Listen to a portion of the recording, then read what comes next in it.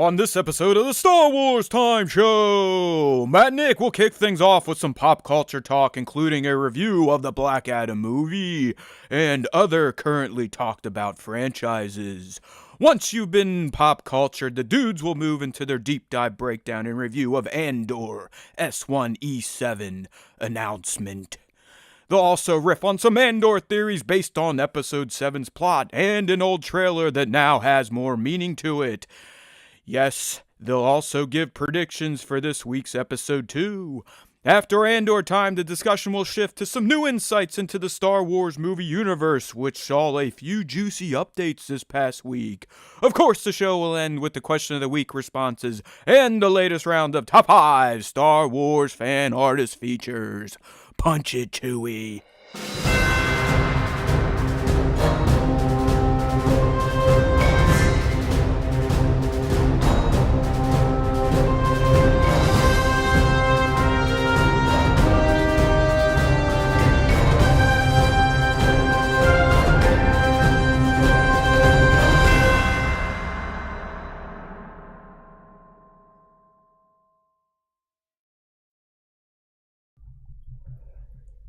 You can hear me, but you can't see me. Hey now, everybody. Welcome back to a brand new and blinding episode of the Star Wars Time Show. Why is it blinding? Well, you should probably be on the live stream every Tuesday, youtube.com/Star Wars Time Show, 2:30p, or as close to that mark as we can get. And both of us are airing our lovely bald heads right now. Nick's got some shine. I have like this death white light going on because I'm using a white light. So I think I'm going to go ahead and put on my uniform. There we go. That's a little better. Now I can see. The fans can see. It's time to rock and roll. So welcome, my friends. Like I said, we're back to do a little Star Wars time. You get it once a week. You probably want it more, or maybe you want it less. But you know, you can always count on the dudes every Tuesday on the live. And don't forget, live gets recorded, posted on Wednesday at some point in time, because Wednesdays have gotten a little bit hectic for the Star Wars Time Show main host here. With Andor, and I teach in the middle of the day, and the podcast. Sometimes the podcast is coming out a little bit later on Wednesdays, but just bear with us a few more weeks of that cadence. So, my friend, obviously, we got some Andor to talk about. Another great episode, Episode 7, announcement. I thought the title was fantastic. Once again, Miro is hitting on all facets of the burgeoning Rebel Alliance. Gotta love her. I've got some things to talk about her, some ideas, some speculations I want to bounce off my friend Nick. But before we get there, you know, we kind of do our pop culture talk as in the opening segment. Got a few things to discuss. If you're on the live stream, clearly you see our first topic is going to be Teth Adam, a.k.a. Black Adam, a.k.a. The Rock Adam. So I went and checked that out. I'll be talking about that. But we've got some Star Wars movie news coming down later in the program. It seems like some heat is being turned up on one of the mystery projects. Who knows what the hell that means, right, Nick? These days, when it comes to Star Wars movies, until a poster fucking drops, we really can't believe it's real. You know what I mean? Yeah, I was going to say, technically everything in Star Wars movies right now is a mystery project because nobody knows shit about what's going on. But something's popped off this week. I mean, there's been multiple articles from supposed sources, Deadline, THR, so we'll talk about that. We've got this Kathleen Kennedy thing going on that I think is kind of silly, but hey, we'll comment. The fans, both of us kind of think. Yeah, the fans wanted our insights, so we live for you all. So you get what you asked for. That's a Star Wars Time Show, though, right? That's why you guys come here, and that's why we need more of you, guys and gals. But before I get into Black Adam, a personal milestone of mine I'd like to share, Nick, if you would let me. Yes, of course. But we're having unseasonably warm weather in the north here. Okay, I live in Central Ohio.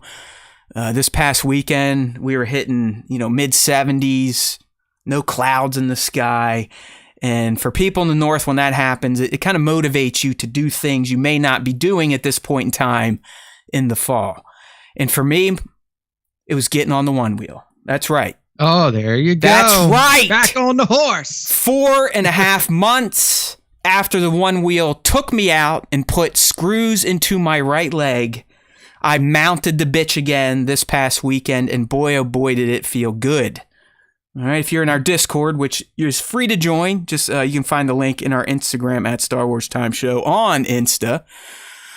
But I'll tell you what, man. I know some people out there rolling their eyes like, you're an idiot, you're old, why would you get back on that thing? You're a loser, be careful, I hope you get hurt again. And hey, that's fine, I get it. I will say that the be careful is probably like the nicest. Just be like, I'm happy for you, man. Just be careful. I know, man, but I feel like that's a good one. Yeah, it just I feel a little parented at this point in time, especially by the women in my life, which, I appreciate. I'm not bitching and moaning. It's nice to know that people care about you. But I just ask people that know me and know how I, handle my week, the exercise I put in, the way I like to eat, the therapy I've been going through for almost 3 months now. Just understand I know my body, okay? I know where I'm at. I know how I feel, both mentally and physically. Probably better than most of you people. I can tell you a specific day of the week, I'll tell you exactly how I'm going to feel. If I'm going to feel bloated and pissing a lot, or if I'm taking multiple shits throughout the day, that's how dialed in I am with my fucked up system. So it was a combination of this week in therapy, Nick. We got to jumping.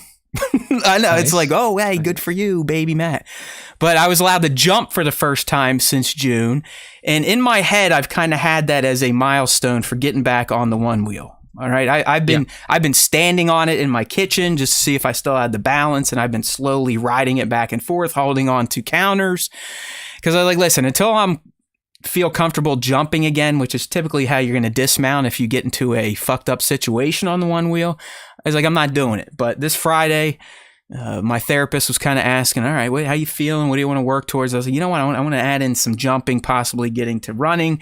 So I got to jump.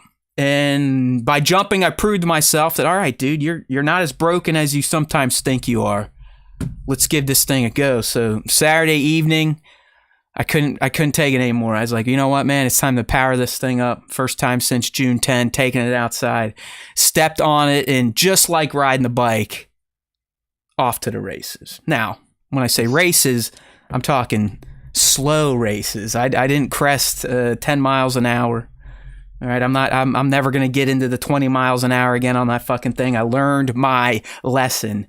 But I can't tell you how mentally great, and I very rarely feel good mentally, how great it was to get on that thing again and beat my own timeline. I didn't think I'd be riding that thing again until next spring. So that was a win. And I'll be doing it again today because it's 70 today, and then we go back to the 50s and it crashes. So after the show, I'll be on that one wheel floating around the neighborhood. So may the force be with me. Thank you, universe. Congratulations. Positive vibes work. If those of you, if you believe in the magic dude in the sky, sure he helped too, but I believe in the force and the universe. So good shit there. Good personal win for myself. So it's probably only a matter of time before I break my left leg and we're back to bitching and being locked in my basement again. You know what I mean? Yeah. Thank you, Kevin. It is, it was something. It is. It's weird. Like if you've never broken your body and haven't been able to use a part for extended periods of time, it's hard to explain what it does to you. I mean, physically, it's easy to figure out. You atrophy and turn into a pile of shit. Mentally, it's even harder because I've been feeling pretty good, but mentally I'm still going, hey, dude, you broke your leg. Like if you jump, you're going to snap your fucking leg again or twist your knee and it's going to fuck you up. But when I have a professional, be it a therapist or a surgeon, say, yeah, you can do it, then it's like that governor comes off and I can get back to normal. So thank you for that little personal story. I just had to share it. It's good shit though. Yeah. One wheel life. I'm back. Let's float. All right. So, pop culture talk. Before I get into Black Adam, Nick, I'm going to assign you and I some homework for next week. And maybe you already got a jump on this, but we both need something to fill the void of Rings of Power, correct? Yes. Yes, we always need more TV in our lives. Just agree. That is true. It's a true statement. And I've kind of had my eye on this. It's the same network of ROP. I don't know if I doubt it's the same budget, but same networks of Prime Video.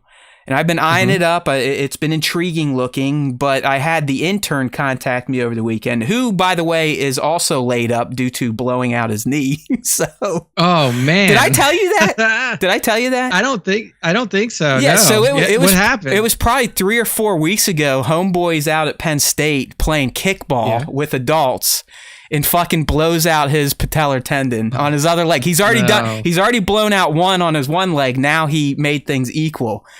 So, oh no, it's hilarious. It's like, because he was busting my chops. Like, hey, motherfucker, you're 40. Why? What are you doing on a one wheel? I feel better about telling my story about breaking my leg. I was on a one wheel. I was riding 20 miles an hour. I was an asshole. I might have been drinking beer. That sounds kind of rough and tough. It makes me sound like a tough guy. But his was kickball. So I was like, oh, motherfucker, don't you ever give me shit again about doing stuff as a grown man that only children should be doing. But yeah, it's crazy. Hey. Listen, man, I met this dude in my master's online at Penn State, and you've seen us together, right, Nick? I mean, we're the complete opposite physically. I mean, he's like 6'3". Ryan is like, big dude, swole. He's a large man. Like he's a big, tall guy. Something. I mean, he could carry me like a baby. Okay. Yeah. But it's uncanny how closely our lives and our minds sync. Like without knowing each other, we're both huge Buckeye fans, huge Steeler fans, huge Star Wars fans, huge Lord of the Rings, Game of Thrones, you name it. It's like any wasted thing in life you could spend time on, we are in line. Even politically, we are in line. It's crazy, right, Nick? You have good friends, and it's hard. It's rare to find somebody like that vibes with you like on every level. Yeah, it's just, we've always had this weird thing. I mean, sometimes it could be going to text almost the exact same thought at the same time. Like it almost makes me believe in the big magic guy, or more into the Force and the universe itself. But back to our homework. So the show I'm talking about, Nick, I'm sure you've seen it in your periphery.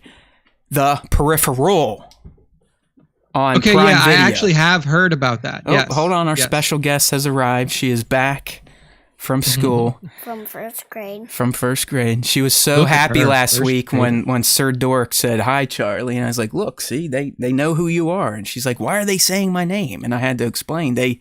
You have almost become a character now on the Star Wars show. So, and she's even wearing her Grogu PJs. Yep. Because it was PJ day at school. Yes. So, all right. Mm-hmm. Good to see you.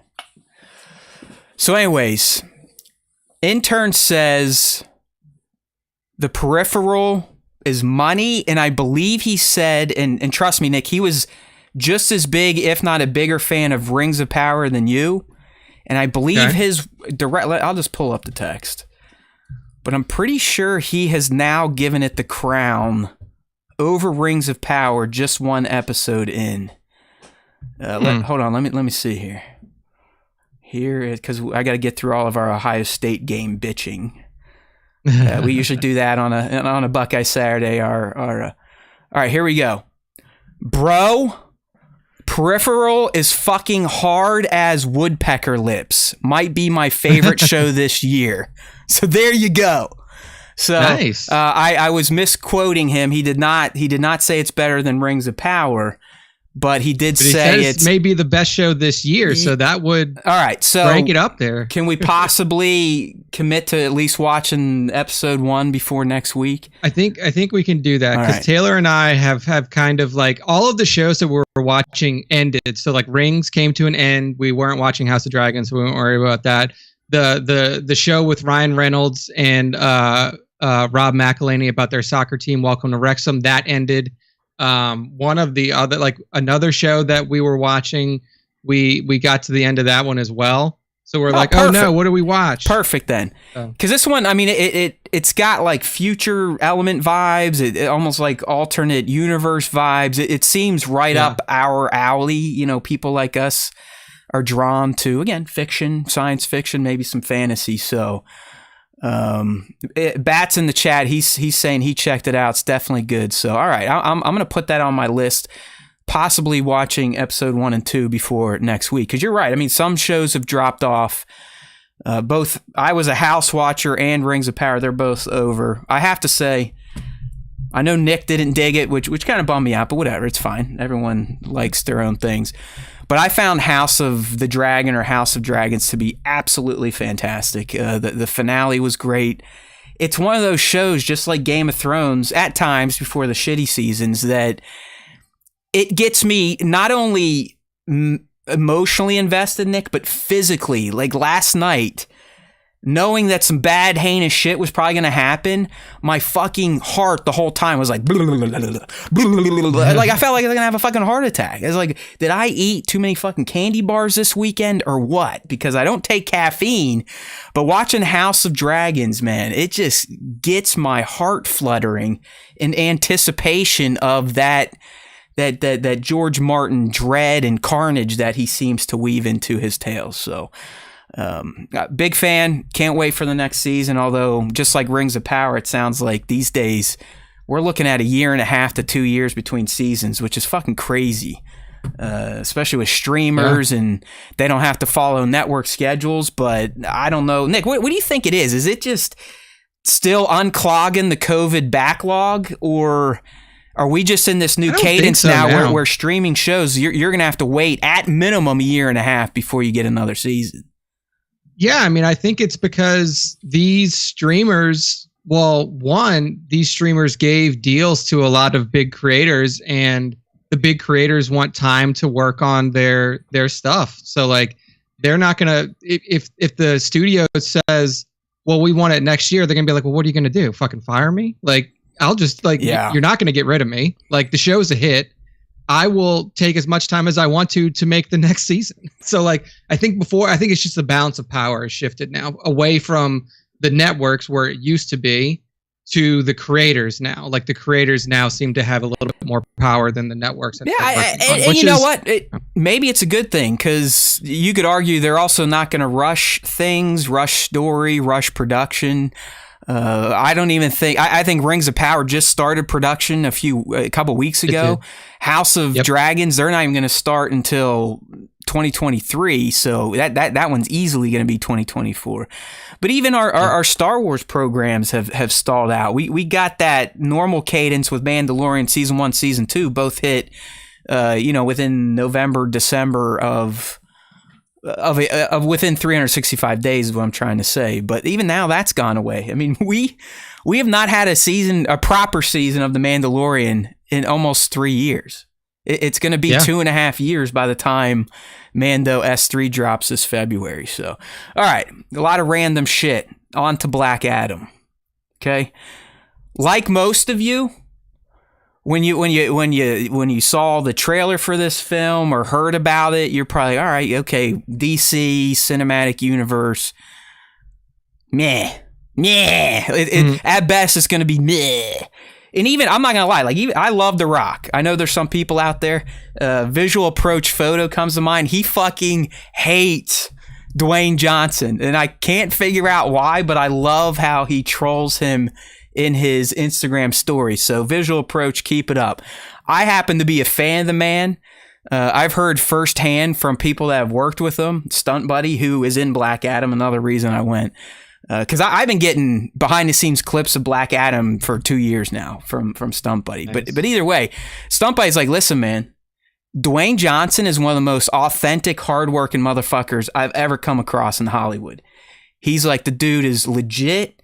He don't fuck around. He shows up. He's always ready. The way he trains is inspiring. And he's like, he truly is an all-around, genuinely nice guy. Like, beyond all the big personality shit. So I don't need to know that. I've been a fan of this man since WWF. I mean, I like Dwayne Johnson. Hi, I'm Matt Haywood, and I'm a Dwayne Johnson fan. I feel like I have to say that now because some people fucking hate him. I don't know, whatever. But so I was going to go see it for Stunt Buddy, and it's Dwayne, right? Dwayne's a guy like Tom Cruise, at least for me, where I'm going to go see his movies because I know they're at least going to be mildly entertaining. I'm not going to say Dwayne's made some of the greatest films of all time. I still think Tom Cruise is the greatest, biggest, and most robust Hollywood action star, Hollywood star, period. But I still went. I checked it out, brought the little one, because, you know, little kids should go to PG-13 movies when they're 6, because that's how I was raised. In fact, I was watching R-rated movies at 5 or 6 years old, and look how well I turned out. My language is great. My worldview is fantastic. I'm not violent at all. So we go and watch it, and I'll tell you what, my friend, while it's got its issues and, you know, there's a few head-scratching plot moments to be expected in the DC cinematic universe, I still found it to be a very entertaining comic book movie. It has, in my opinion, some of the best comic book movie action I've ever seen. It's more personal, like heroes fighting each other type of stuff versus cities just getting leveled and random buildings falling over. And the opening sequence where he's kind of introduced to the film is one of the most bitchin' opening introduction sequences I've seen in terms of action. Plus, Stunt Buddy gets himself two face shots in the movie, which stunt people always love, right? Because they usually just get their ass kicked, or they're wearing gear, tactical gear, mask, helmets, whatever. But he actually gets 2 full face shots. So, is it on par with anything MCU? No. Is it just as entertaining as the latest Thor stuff? Sure. I mean, it's not as goofy as that. It's a little more serious. But I think it's a valid entry in the DC cinematic universe. I dig the character. I dig the ending scene, the stinger, and the character they brought in and where they're going to go with that. And I think now that Dwayne's kind of involved in the DC, love him or hate him, it sounds like he's going to start kind of shaping the all-around universe, and potentially, you know who's coming back. That's confirmed. I heard today that Ben Affleck may be reconsidering. So whatever. I mean, DC, to my mind, they're the original comics. Any Marvel comic is based on a DC character. Just think about it. How do you beat Superman and Batman? So anytime DC can do well, or serviceable in this case, it's a win for me. So I enjoyed Black Adam. I think most people will like it unless you take this shit too seriously. It's, you know, goofy plot, shit like, why are they doing this? This doesn't make sense. This guy is literally Middle Eastern and he has 0 accent, but everyone else has an accent that grew up there. Like that type of shit. Okay. Yeah.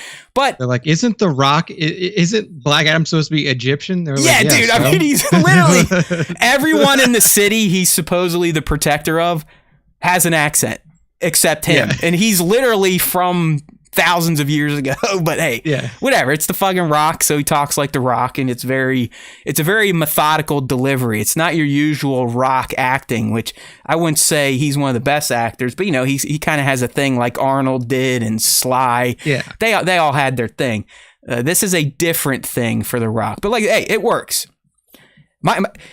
How I know it was good. My kid sat through a 2-hour movie and wasn't like bouncing off the walls, ready to get the fuck out of there. So the fact that it entertained her, it was good enough. So I would say if you got nothing to do this week and you've been eyeing it up, hemming and hawing, there are worse things you could spend your time on. Yeah. I mean, I think that DC Universe, if they want to even become relevant again, like they need to do what they did with Black Adam and just hire like mega stars. Doesn't even matter if they can fucking act. You just hire superstars that people will go see anything in to play your characters, and then you just hope that their audience shows up. Because at this point, like the DC universe, I wouldn't even call it a universe. No, it's so disconnected at this point. Yeah, like there's no fucking plot lines that converge or make sense. They're like big event movie. Justice League sucked both times that it released. Like, they've created a multiverse without purposely trying to create the DC multiverse. You know what I mean? Like that's how many different properties they've put in the same universe, but they're not they're not connected. You know, you got Robert Pattinson's Batman. Where the fuck does that fit in? You got Ben Affleck's coming back to play Batman too. Like, well, he's in. I mean, Ben's supposed to be in the Flash movie that may never come out because Ezra is a fucking psycho. I mean, it's just like he may get 20 years in prison. I mean, come on. So it is a shame that DC never had a Kevin Feige clone or KEVIN from She-Hulk, because it is sad. And come fight me, Marvel people, but it is true. DC started comic book characters and superheroes. Look it up. Superman is the guy. That's just objectively true. Yeah, I mean, that's just objectively true. It's sad that the company that has those fucking that stable of characters. I mean, is there really two better characters than Superman and Batman? I mean, come on. But they've completely fumbled it. It's been bumblefucked from day one. I mean, I think Man of Steel is a damn good movie, but they go right into him fighting Batman. Like, you didn't even let fucking Henry Cavill's Superman breathe after his intro movie. It's just the poor decisions left and right. So hopefully what they've established in Black Adam and what Dwayne is saying, like, listen, we're not going to go right to the fight between Black Adam and the guy. Apparently that's a thing. I didn't know they have beef, but apparently they do. We're going to develop things out. So I think Dwayne, and now it sounds like his $7 production is essentially taken over the DC Cinematic Universe planning. Hey, man. So we'll see. They just fired, or somebody just quit, right? Walter Hamada, like one of the other people who supposedly took over the shit after. You make a great point, because apparently he's the reason why the guy I keep talking about in the Stinger scene hasn't been in many DC movies since Justice League. Apparently he identified dude as persona non grata at WB and is like, fuck him. You know, we're not gonna let him finish his contract as this character via cameos. He's got to give us fucking movies. And that's where there was beef. But you're right. Now that he's gone, the guy, I'm trying not to spoil it like IGN and every other fucking site out there did for me. Yeah. But the guy is back, and it sounds like he's back and ready to make some more movies. So, hey, I'm with Kevin here in the live stream. And yeah, maybe we are crazy, but I too enjoyed the Snyder cut, and I did like Pattinson's Batman. I mean, there are elements of the DC Cinematic Universe in their own little silos that are pretty damn good. But in terms of interconnectivity and getting anything resembling the MCU, they're still 2 decades away. I mean, it's like, come on, not even close. Yeah, I know, Bat. I mean, fine. Fucking Superman's back. You're right. Cavill came out on Monday and was like, hey, it's true. I'm back. I'm ready to get to this, blah, blah, blah. So there you go. That's the big thing in BA. But as Bat has made it clear, I mean, at this point in time, if you didn't know about it, you don't have the internet, and I'm kind of jealous of you. All over. I'm kind of fucking jealous of you. So yeah, once like Cavill came out and put the whole like announcement out himself, it's like, okay, well, I guess that shit's just out there now. Yeah, yeah, you're right. Bat, you're right. I'm taking your cue. Cavill's back as Soups. That was the big thing from BA. But I did find it kind of obscene that major sites, as early as last Monday, were just blowing out that news. I mean, that is a little insane. Like that, it just straight up leaked. Like, you know, that does kind of suck, because that was a big reveal. Yeah, I mean, I get fans are going to talk and maybe post shit on YouTube, but I mean, the one I saw was IGN. I'm not a huge fan of them, because going through gaming media like I did for 10 years and in my 30s, whatever, they're not my favorite place. It seemed odd that they just jumped on that and were like, hey, bleh, spoilers, eat it, pussies. It's just a DC. It's just a DCU. All right, so there is your Black Adam review and update. So we're going to watch The Peripheral, hopefully. I'm excited for that, because I need something. I only have a few more episodes left of Cobra Kai. It's latest season. I've been slow on that one. Still going through the Dahmer series on Netflix, which is fucking amazing, but just disturbing as hell. And that's about it. I mean, I think the next big movie on the horizon, at least for people like us, is probably Wakanda Forever, right? November 11th. Yeah, I think so. I think that's the next like big comic. Yeah, so there you go. Hey, Black Adam. Like I said, there's worse things you could do. To me, it's 7 to 8. It's definitely in that range. But I'm kind of dopey. Like I don't go to movies looking for high art when it comes to comic book stuff. So I can kind of I can deal with some of the cheese. You know what I mean? I think that's the appropriate way to go in. People have really like tried to turn fucking comic book movies or expectations of comic book movies into like high art, and it's like, bro, you're basing it off of characters who wear spandex for 90% of the time in the fucking comics, and then oftentimes just do the most ridiculous shit. So like, just calm down. I will say that I believe this is true, but I think The Rock is the first ever human to play a superhero that didn't need a muscle suit.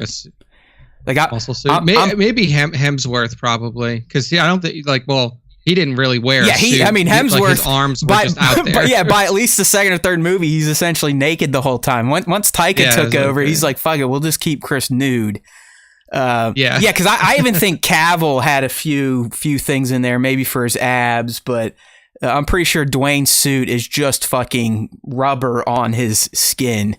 The man is a beast, but there's no way in hell I would ever want to live that life. I mean, getting up at 4 a.m, chewing through iron, going through your whole day, eating a restricted diet, eating tons of healthy food. Fuck that. I was gonna say it's not only restricted diet; it's you have to eat a shitload of a restricted diet. You have to eat like 10,000 calories worth. I was in the bodybuilding scene in my late teens, 20s. Trained a bodybuilder that won a few events, Mr. Teen Pittsburgh, Teen Ohio.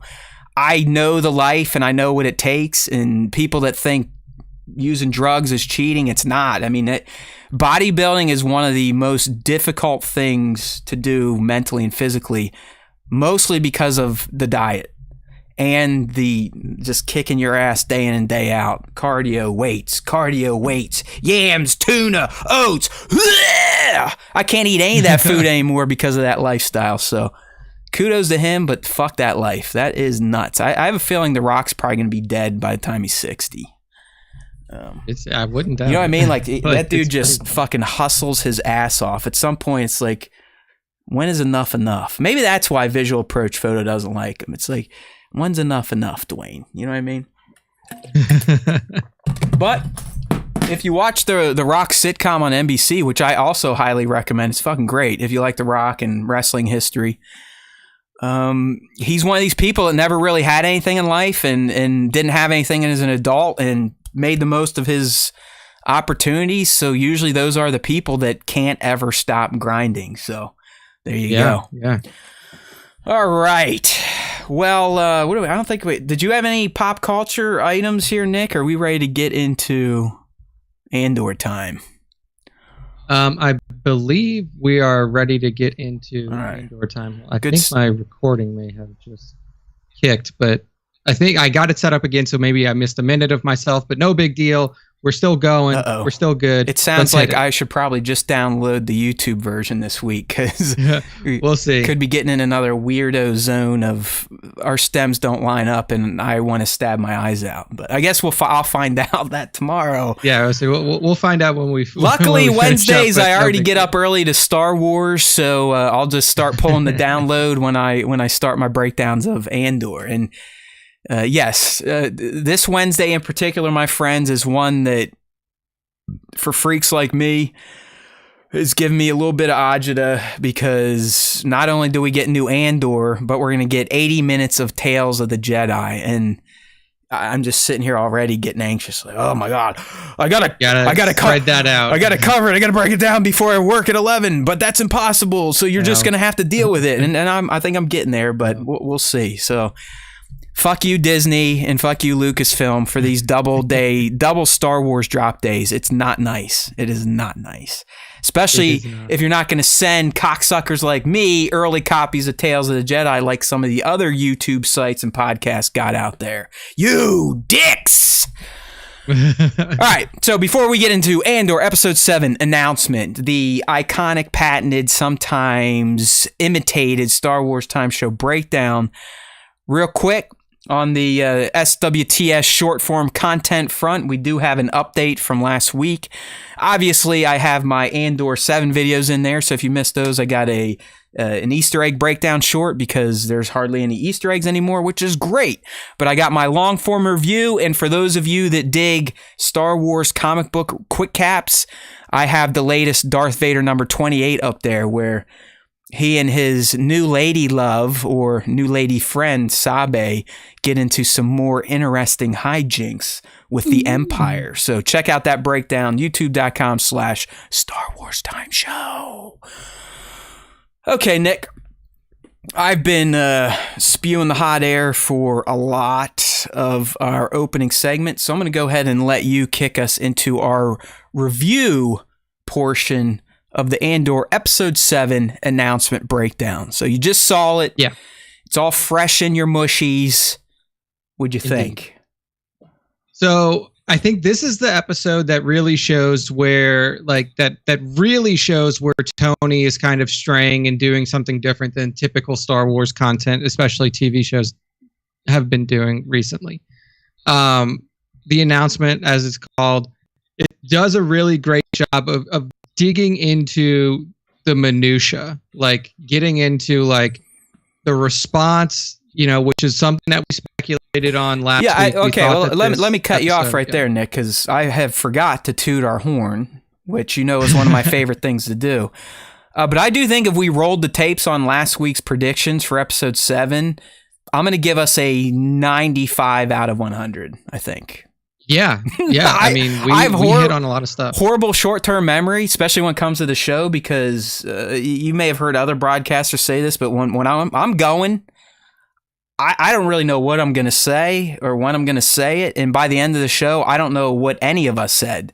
So, but I do remember our speculation breakdown for Episode 7 was pretty damn close to what actually happened, so you're welcome. Yeah, we definitely called out heavy focus on Miro, heavy focus on Imperial's response to Aldhani. We called out like relatively minimal interaction with Cassian, which I do think is accurate. Like we got a little Cassian, but the episode itself was mostly centered around. Well, I did Miro. say, I was like, listen, we may get some. They may use this for some flashbacks. We got them. Yeah. Win. Yeah. So. But overall, I thought it was a solid episode. I really like that you're starting to see how the Empire thinks, which is one thing that we really never got prior, is, how they think, how they react to things that the rebellion does. And this was the first real announcement, as Miro said, of the rebellion. And we got to see the early response from the Empire. I will say that the one thing that is still kind of moving slow, but I guarantee you is going to turn into something, is the Cyril storyline. Of course. He wouldn't have kept it around in the show, and he wouldn't have included it in this episode if Cyril isn't going to, like, by at least the end of season 1, have turn into something. Like he's not just going to follow this character for no reason. How dare you, Nick? Are you saying people that work in cubicles and offices aren't real people? They're not something in life? Right. Come on, he got himself a job robots. In the bureaucracy or whatever the fuck that place is called. The fuel, whatever, weights fuel and measures or some division. Dumb shit. How horrible is life on Coruscant if you're not an elite, huh? Man, you just go to like. I know. Right? I guess it's no different than our society where if you're not a boss, you're going to a cube farm. I mean that was a Star Wars cube farm, my friends. That's what you work in if you work in a cubicle office. Yeah. So, that storyline was a little bit slow, but we knew that Cyril was going to pop back up in this episode. We called that out last week, and we knew that Miro was going to be a primary focus. One of my favorite parts of it, even though it was, towards the end, was definitely, as you put in the question of the week, the Space Miami going to, I think it was Neomas or something like that. Niomas. Yeah. That planet was very interesting. That was actually some of the leaked footage that we had seen during the production of Andor. If you remember seeing the beach scenes, according and stuff like to Tones, who lives over in the UK, this is Tones is in the chat, so correct me if I'm wrong. But apparently, the location they filmed that at, that's like dirty Las Vegas of UK. Gotcha. Yeah. Okay. So that was interesting just to get to see basically how the Empire, even if you're just standing around when anti-imperial activity is happening, they'll just fucking arrest your ass. Arrest you, 6 years in jail. Good luck. Bye. Well, you know what I think the reason obviously they did that to move Cassian's story along, but I think they also showed us that, Nick, because if you remember at the very opening meeting with Yularen, he's like, essentially, we're re-examining all sentences. If you do something against the Empire now, it's an automatic felony, essentially. So they're showing us the fallout of the Aldhani mission, and now how the Empire deals with, even like Nick said, I mean, Cassian was wrong place, wrong time, and got fucking 6 years for it. That's where the Empire is at in terms of its crackdown. And if you paid attention, that's why Miro knows that the Empire's approach to this or response is wrong. We'll talk about it all, but even Luthen's like, listen, them going overboard, this is what we need. And you're seeing it right now, because the more this shit happens where the galaxy's going to see a dude who is walking on a street get put away for 6 years, the more they're going to be like, what the fuck is going on? Like, they're right. The Empire has been choking us so slow we didn't even realize it. But look what they're doing now. Let's fight! Yeah. Yeah, I mean, they wanted to ramp up the intensity of the Imperial activity. It's that old, like, it's that old metaphor, like if you put a frog in a boiling pot of water, like a slowly boiling pot of water, it's not going to do anything. It won't react because the temperature is rising so slowly that by the time it's getting boiled, it's too late. Like, it doesn't react because the temperature is going up too slow. And that's what Luthen wanted to do with the Empire, is make them act fast and make them act aggressively so people will see the intensity and how much bad is happening now. Prior, it was like, oh, small little things like, oh yeah, well, they built a base here. They built a base here. Now there's like there's a 1 a.m. or there's a midnight curfew. Not that bad, but still there's a curfew in place. Now it's like, oh shit, they're arresting people off the streets who literally were just standing there and doing nothing. Now people will start to see the intensity of their actions. So I do like everything, and it's that kind of subtlety in the writing and stuff like that from Gilroy that really is outside of what we've typically seen with Star Wars. Usually Star Wars is like very in your face with like, people bad, do bad things, people good, do good things. Like, now you're getting into a little bit more nuance. So I did enjoy the episode, even though you could argue that it was a little bit, slower, not as action oriented as the last one. So yeah, all right. Stuff. So for me, I too enjoyed the episode. I loved it. This was an episode of moments, dialogue moments, in fact. And there's clearly a wing of the Star Wars fandom that is not a fan of Star Wars dialogue moments. I am, because it allows for such a deep fleshing out of not only the characters and their motivations, but the world itself.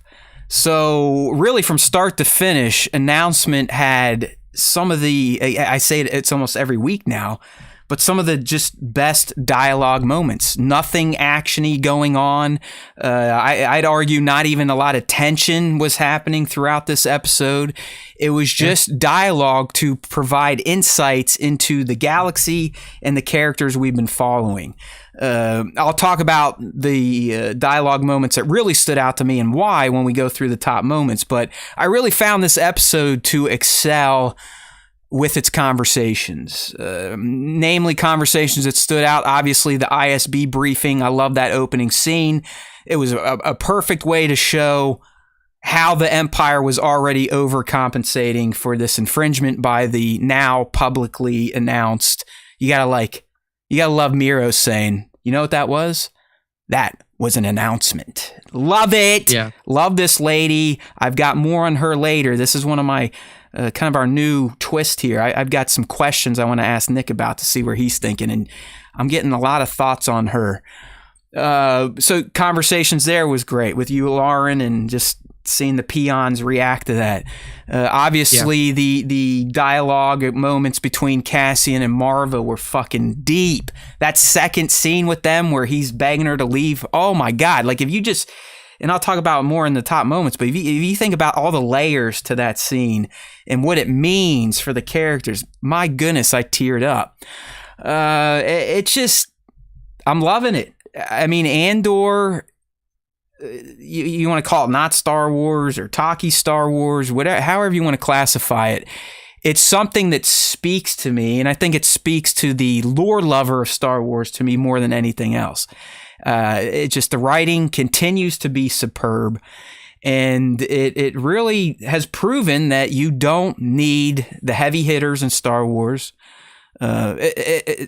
As far as, like, we don't even need to see the big fucking Star Destroyers. We could just have nothing but episodes full of scenes on planets and rooms, and it would be entertaining to me. So, announcement maintained Andor's excellence, and it clearly, kind of being the middle episode, I wouldn't agree with Tony that was very interesting, but it definitely, as we all found out and we knew going into last week, that it wasn't kicking off a new arc.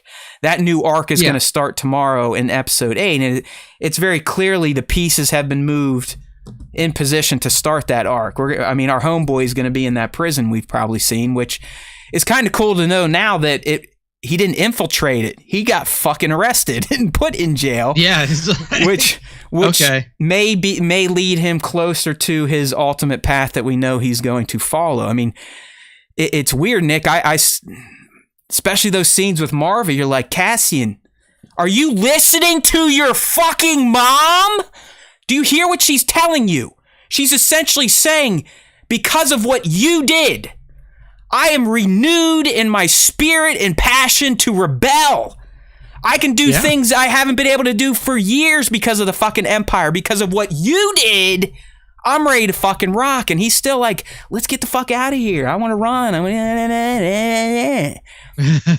Beautiful shit. But I love that Cassian isn't just a fucking mark for the rebels. I mean, he really is going to have to decide on his own to become the hero he becomes, and I think that's fucking kick-ass.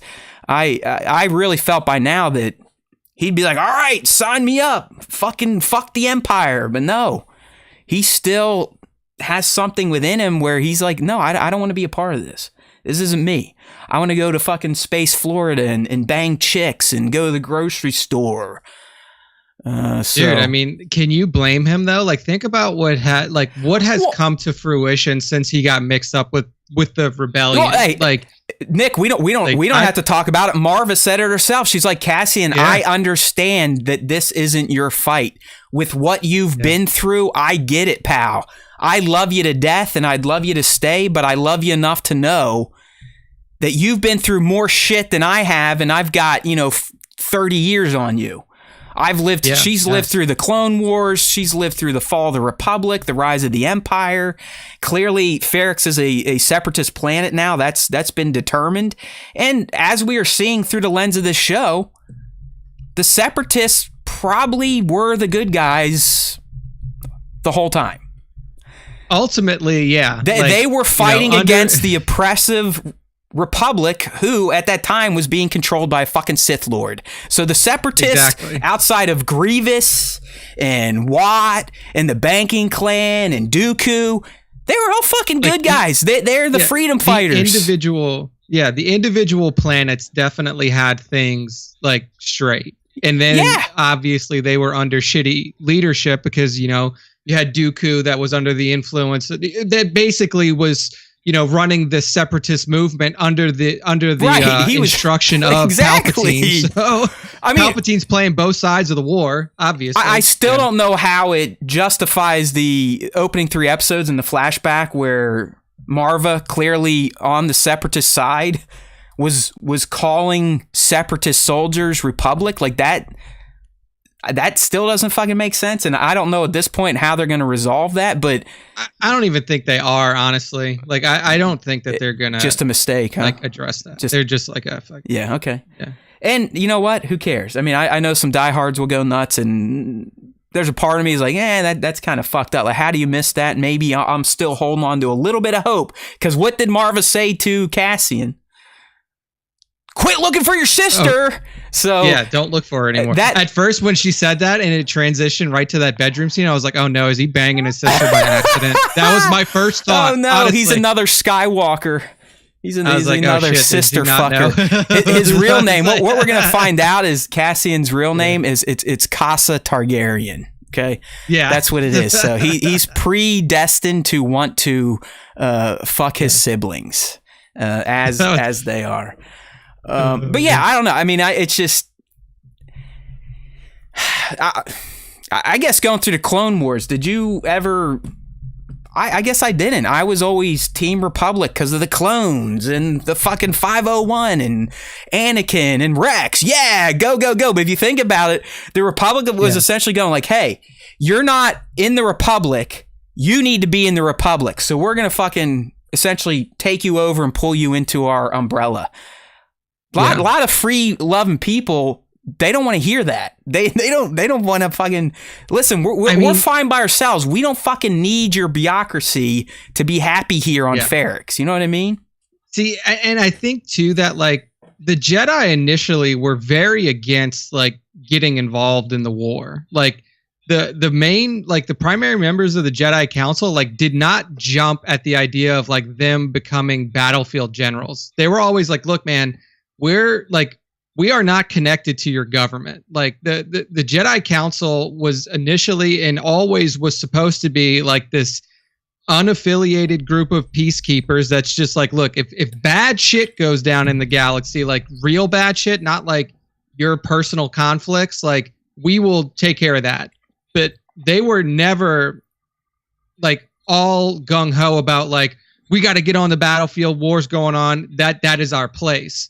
So from that perspective, like the Jedi were right initially, but they were kind of forced into it. Yeah. Like they didn't know. I mean, forced into it. They were so full of hubris and just arrogance that, you know, dickhead for 10 years prior, you got to remember, Palpatine took control 10 years before the Clone Wars. Like this wasn't something he rose to power and was like, bing, bang, boom. I mean, he'd been plotting this all the way up through getting Valorum out of there. I mean, Palpatine, we've said it 1,000 times. Kevin in the live stream has picked up on it too. Palpatine is one of the most brilliant manipulators, I would call him. One of the most brilliant manipulative villains in all of pop culture. He actually fucking wins. Multiple times. He has multiple wins. He fucking takes out the Jedi Order, win, gets the Chosen One, win, takes over the galaxy, win, survives being killed by the Chosen One who changed back to the light, win, started the First Order, win, cloned himself, win. I mean, the guy had it was a damn near 100-year plan and he executed it to a T. Yeah, I mean, it's no other villain has accomplished more. About, like the sequel trilogy, bringing them back the way they did. Obviously, there are problems there, but like that's a string of dubs that you can't really argue against. No other. Like name one other more successful villain over that period of time. It just, I don't think you can find it. He is one of the. I think the only one that you could say like may have like the superior win is Bane, because Bane was like, look, it may not work for me while I'm around, but this rule of two thing, it's how it's supposed to go. Yeah, like, I'll give you that will because get us to the promised land. You're right, and it took how many more? Was it thousands or hundreds like of years? Okay, years or something like that. But you are right. You are right. I'll give you that. Without Bane, there would have never been a Palpatine because he probably would have been killed by either his master or some other dude trying to claim the mantle. So yes, you are correct. Yeah, like 6 other like wannabe Siths would have fucking jumped Palpatine and cut his head off. But you know. Oh man. I mean, Palpatine for president. You know what I mean? So, all right. Good stuff there. I'm glad everyone is on board. But yeah, it's weird to now think about it. And it's always been true. But the Republic, they were the bad guys. They were the bad guys during the Clone Wars, 100%. not our Unknown heroes, even to themselves. right? Honestly, not like, our they didn't heroes. even know they were the bad guys. Exactly. So don't get me wrong. I know there's some of you clone bros out there probably like, motherfucker, Rex is a saint. I love him too, but they were just like the Jedi. They were tools of Palpatine's plan to take over the galaxy and also have an army large enough to take out the Jedi Order. I mean, the clone army, for all intents and purposes, was bred for Order 66 and Order 66 alone. It was nice to wear the Jedi Order down over the 3 years and have some fatalities there, but he knew he needed a goddamn army to kill these space wizards en masse, and it happened. So, again, win for the Palpatine. Yeah. All right, so there's the review session. We both loved it. Of course we did. We're not stupid. Now moving into the top moments. And then there's some good ones here. And like I said earlier, they all kind of revolved around dialogue scenes, which to some of you I know doesn't jive. And there's a part of me that feels bad for you. There's a part of me that doesn't give a shit either, because as long as I like it, I honestly, I know before, even a year or two ago, I would have got worked up over people shit talking Star Wars. Hell, even during Obi-Wan Kenobi, I would get a little pissy. I had that little pissy time with 1/6-shooter at one point. I don't give a fuck anymore. As long as I like it and I can talk to Nick about it and he doesn't piss me off, I'm good to go. So far, so good on Andor. All right, top moments. Starting with a fantastic little Easter egg reference here, and that was the opening ISB briefing after we checked in with the Karn family, and we see none other than Commander. He's only Commander at this point in time, Wolf Yularen. Really a character that retroactively was in A New Hope. He's in the table scene where Vader chokes Piggy Boy. But really kind of became a fan favorite character and a more fleshed out character via the Clone Wars and then Star Wars Rebels when he is with the Empire. But it's not so much Yularen showing up and giving us a Palpatine drop. Like, how about him, Nick? Like he's like, hey, my dick's bigger than Padagaz. Watch this. Yeah. I talked to Palpatine personally. Yeah, he's like, I'm fucking cooler than you. But like I said, it's not the characters and the name drops. It was the nature of the conversation and just revealing how over the top the Empire is going to react to Aldhani, which not only showed that they don't know what they're fucking doing, but it also showed that they were very, very surprised and caught off guard with that heist. Like, that is something they absolutely never thought could happen, which was fantastic. And the reason for their soon to be and already encroaching overreach on the galaxy. But I mean, he's in there. He's like, I want your planetary response reports, your PROD. He's like, Palpatine this, and we get that. And, it's funny to think, and I don't know where timelines line up with the Night of 1,000 Tears on Mandalore, but you could argue that the Aldhani heist and the fallout by the Empire could have been the reason why the ISB kind of became the main power force on Mandalore via Gideon and ended up just greasing that place. Because you heard Yularen, he's like, listen, Palpatine now said we are the department. We'll get Navy resources when we want them. We'll get Army resources when we want them. The ISB is now driving the show. We're the ones that are going to be running operations from here on out. So I wonder, Nick, and like I said, I'm not sure of the timeline, but I bet it does line up, because in Rebels Season 4, Mandalore was still a thing. Bo-Katan had the Darksaber. All that fragmentation hadn't happened yet. So I really do think this is probably in line. And this event, the Aldhani heist, is more than likely one of the reasons why Mandalore ends up getting glassed. And, Gideon gets to kind of take control of it, because he was ISB on Mandalore. I'm almost positive he was ISB on Mandalore. And I think he probably got that power via this proclamation. Yeah, it seems like it.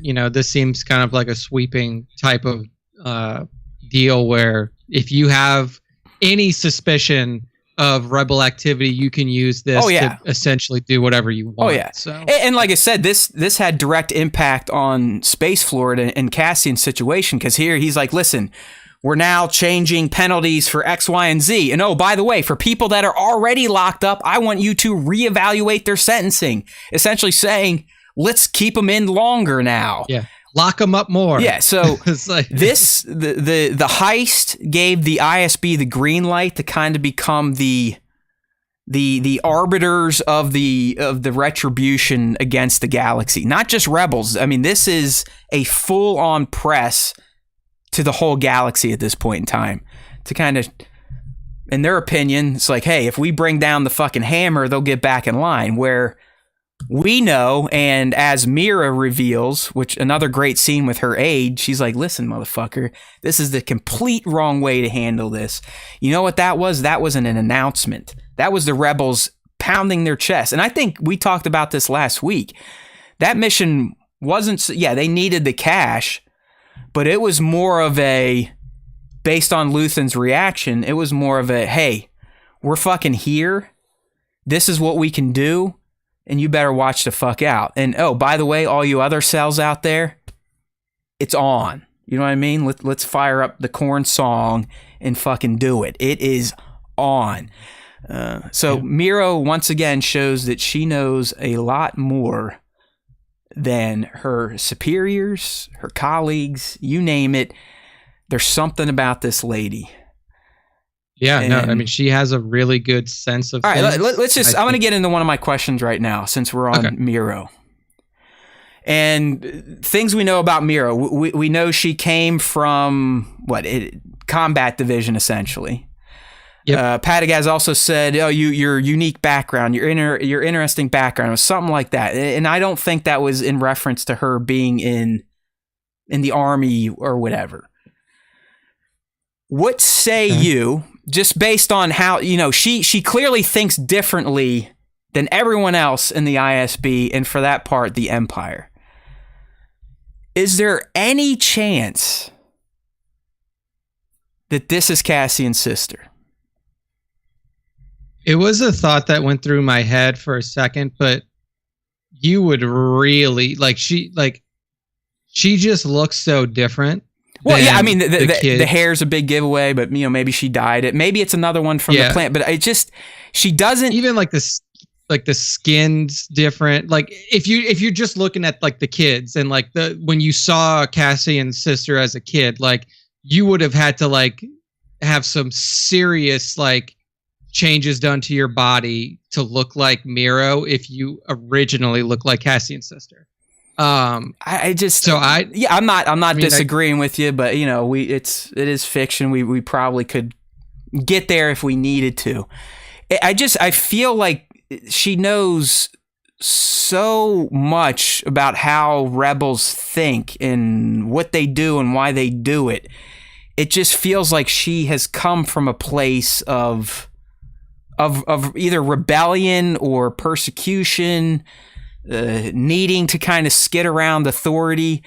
She doesn't have that built-in arrogance of being from like an inner rim planet and being diehard Empire. It's just like her life and what she's gone through has enabled her to think differently than anyone else in the ISB and the Empire. And I'm just wondering, is she from Kenari? I mean, here's in my head, listen, that event goes down, the Republic, or at that time, maybe the Empire, they know they got to do something. They go and they try to clean it up. They find some of these kids, they kidnap them, maybe get them into their system, teach them their ways, yada, yada, yada. I don't know. I mean, who knows? I'm with you, dude. She doesn't look like the little kid. It would be a stretch. Maybe it could be another one of the kids that lived on Kenari. I just feel like... I think that she's definitely an Imperial defector, or not, like a rebel, one of the earliest rebel defectors, I'll put it that way. Okay. Like she may have been a part of a rebel cell and then switched over to the Empire for some reason. I do think that she was involved, directly involved with the rebellion in some way. Even for So I definitely agree with you there that like that may be like the kitsch to her like, you know, unique background. It would be interesting. Like I almost am gonna venture out and say like I wouldn't like it if she was Cassian's sister, but I mean it's not too far off, especially given the way that Marva was like, stop looking for your sister. She's dead. I don't know. Like Marva clearly knows something is up with his sister. Yeah. And it would make sense if the thing that was, you know, up with his sister is that she was working for the Empire in some way. That's what I mean. There's too many things, like too many, I guess, warning signs about her that I don't know. I just feel like she's connected to him somehow. I don't know why. And I do. It's almost like a reverse take on the Skywalker twins, where, you know, they were separated at birth, but they were raised by not fuckfaces. Here's an example where they're separated young, one raised by essentially rebel spirits, or at least Marva. I don't think Clem was a rebel, to be honest with you. And then you had the other who potentially could have been raised on an imperial planet, or a stronger imperial presence, or by an imperial herself. And then they kind of meet each other at this crossroads where she's hunting them down. He's trying to stay away from the Empire. They cross paths, and then it clicks like, oh, fuck. Like, I know you. Yeah, I know you. I don't know. That was just one of my, like I said, I'm not giving it 100%, take it to the bank, but I feel somehow, some way, she's going to be connected to his past or the movement. No, yeah, I think that you're. I don't think you're far off, but I'm just struggling. Like, I'm also kind of like, she is somebody who was either connected to the rebellion at a time, or maybe even connected to Cassian at a time, unknown to Cassian. But I'm just struggling to figure out like what is the best way to have that connection come to fruition, because I really don't think that the best way to do that is the sister angle. Well, I mean, here's counter to that theory. We know from trailers that it could be this episode coming up. The next ISB meeting, they're going to have Cassian's fucking headshot on the holo projector. Yeah. I mean, that I'm not spoiling anything. It's in a September 21st trailer that I'm actually going to talk about here after our Easter eggs, because I think we have some other interesting things in another potential ISB defection on our hands. Not Miro, another ISB officer. But yeah, I don't know. There's something to her that isn't just, I just don't think it's her own personal ambition. The way she thinks is so much differently than everyone else in that room. And it's like, why? I mean, if she was always Empire, there's no way she's going to be thinking the way she does. She had to have lived a different upbringing to her peers. And, you know, maybe that's why Padagaz said, well, your unique background, because I really don't think it was because she was in combat. I think it's more to that. So who knows? We'll find out.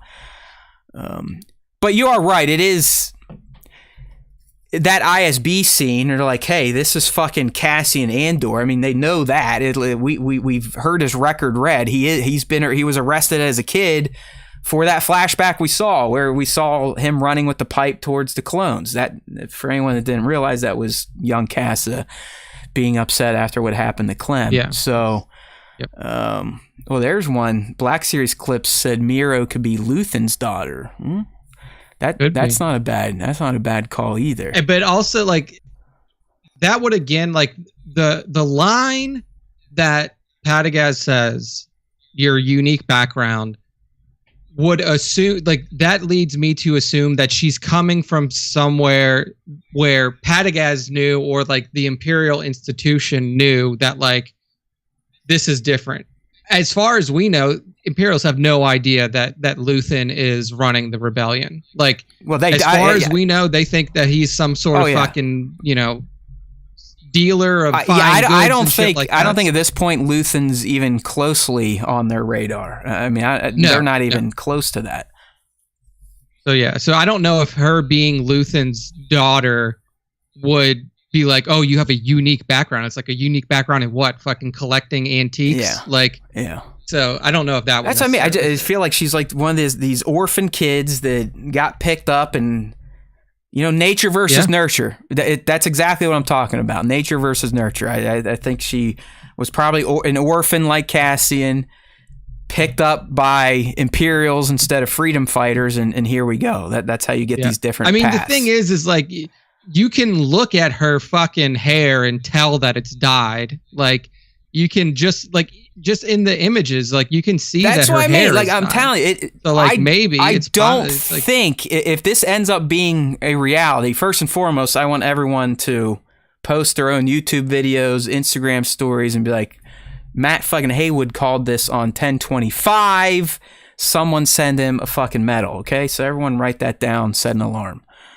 But yeah, I don't know. So we'll leave it at that. But that was one of my first, as I call them, thoughts, I guess.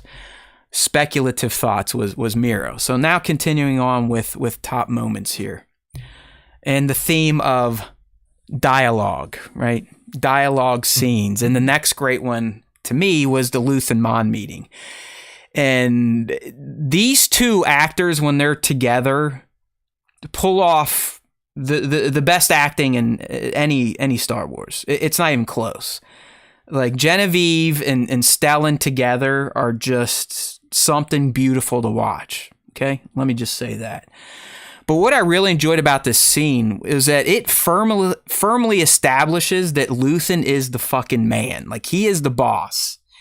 He doesn't take shit from Mon. In fact, he piles shit on to her, essentially. He's like, listen, I can't trust you and how you want to get money and the circle shit. I had to do what I had to do. We needed the cash, and it's time to fucking essentially make our announcement. We're out there. Yes, people are going to die. Yes, the galaxy is now going to suffer more than it was. But that's what we need, and I'm fucking right. And that, I mean, that's a summary of the conversation. But that's why I love it. It's just like he establishes the authority. He is the guy. Like I think we can now say with 100% confidence, Luthen Rael is the grandfather of the Rebel Alliance. He is the dude. Yeah, definitely. Yeah, Saul has been doing his partisan shit literally since the end of the Clone Wars. But he was cliquey, siloed. He wasn't going out trying to expand and, as Luthen said here, create the network. You know what I mean? So Luthen created that network, and he reassured Mon, like, listen, now was the time. The network is up. I have given you the network. Now we need to do something, and you knew when you signed on to this, the bad shit was going to happen. So get over it, sweet tits, and get me some more cash. So it was just a great scene. And then obviously Clea, who I still think is the real boss at this point in time, is just sitting back there listening to it all. All right. Next top moment, if you will. What do you know? Another dialogue scene. And this one was between Clea and Vel. And I like this one, Nick, because, like I said, it establishes Clea, if anything else, as Luthen's equal. I think they're equal, if not, she truly is the boss. But I also liked it because it showed, again, like you were alluding to, I mean, bad shit happens on both sides in a conflict. And she's essentially saying to Vel, who cleans up nicely, by the way. Am I right? Anyone else thinks Vel, She, like, at first when they walked up to her, I was like, oh, who's that? And then I was like, oh shit, that's Vel. Yeah, I mean, Vel, like I said, making herself look pretty snazzy. I liked her rugged look too. I mean, don't get me wrong, but yeah. She's got to dress for the high society of Coruscant's life, though. She can't be walking around there with her, her outdoor. I thought the interesting angle to this conversation was Clea is already going to, yep, it's time to tie up some loose ends, motherfucker. Did you blow up the ship? Yep. Well, what about that Clem guy who is Cassian Andor? He needs to die too. So Luthen is even more ruthless and more able to use humans as tools than we see even Cassian grow into. So I guess, you mess with the best, die like the rest, and he seemingly is going to learn from this man. And we know Cassian's quick on the trigger, but man, knowing that Luthen himself said, hey, I broke protocol to get Cassian Andor.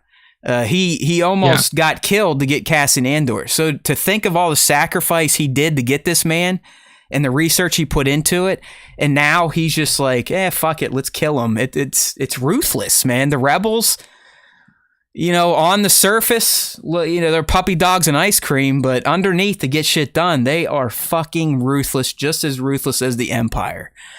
Oh yeah, I mean, you have to be. Can't make an omelet without cracking a few eggs, but like Luthen knows that the people, he knows that the people that were a part of that mission the heat is on. Like, if anybody saw your face who's still alive, the heat is on, and you better fucking, have your shit together. You better be able to disappear. And what's he most concerned about, Nick? Them knowing? What's he most concerned about them knowing? What'd she say? I mean, if they know him, that's it. Like, if she pretty much says, like, listen, Cassian knows Luthen, he needs to go, and that's what it is. It's like once someone that is not in the circle meets Luthen and knows his true identity, they're fucking dead. They're marked. You got to kill them. And then so like it was also interesting to find out in like this exchange that like Cinta was supposed to stay there. Well, hey, that was one thing we were like, what are they just going to leave that a plot hole? I'm glad that they actually did check in on Cinta, and she does seem to have a plan. She's going somewhere, and as we called it, she saw the Star Destroyer, so all that shit's about to happen. But they did address that, and I appreciate that. But yeah, I mean, everyone had a job. She even, it was great, and this just further proves that Skeen was always a scumbag. She's like, hey, we had our concerns about Skeen, but the problem took care of itself. So they knew he was a shithead from day one. So those of you that think he was just testing Cassian, once again, I wonder how your brain works when you watch TV.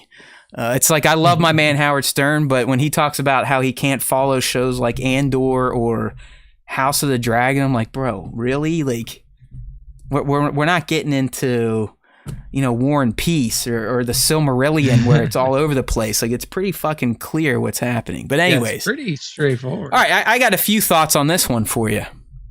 The fact that Vel is so comfortable and able to just show up on Coruscant, does that strengthen any sort of notion that she is possibly related to Luthen? Like, she even says, like, where's he at? Like, yeah, that's what I was going to say. And no one wants to kill her. She clearly knows Luthen better than anyone. She's not Mark. So, I mean, what do you think she's, I think, clearly in the circle, which I want to talk about in a little bit, but is there a relation to Luthen, you think, at this point? That was kind of my thought, is like, she may be Luthen's daughter, like, or like in some way related to Luthen, like close with Luthen outside of just like the rebellion itself, because the familiarity that she had with Luthen, even when he first showed up with Cassian on Aldhani, was like to a level that we haven't seen yet before outside of Clea. It wasn't.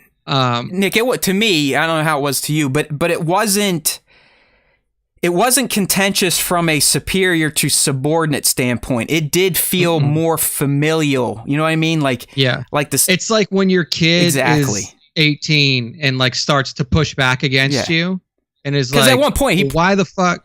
He's like, listen, do what the fuck I say. Essentially, is what he says. Like, listen to me, young lady. You're gonna do what I fucking tell you, or you're grounded. Yeah. So I could see it, and that does give her access into the Coruscant, high society, and that does explain why she's like, you would figure like it's not easy for people who grew up destitute to like mix into a high society. Yeah, that's like, my point. That was my point exactly. Yeah.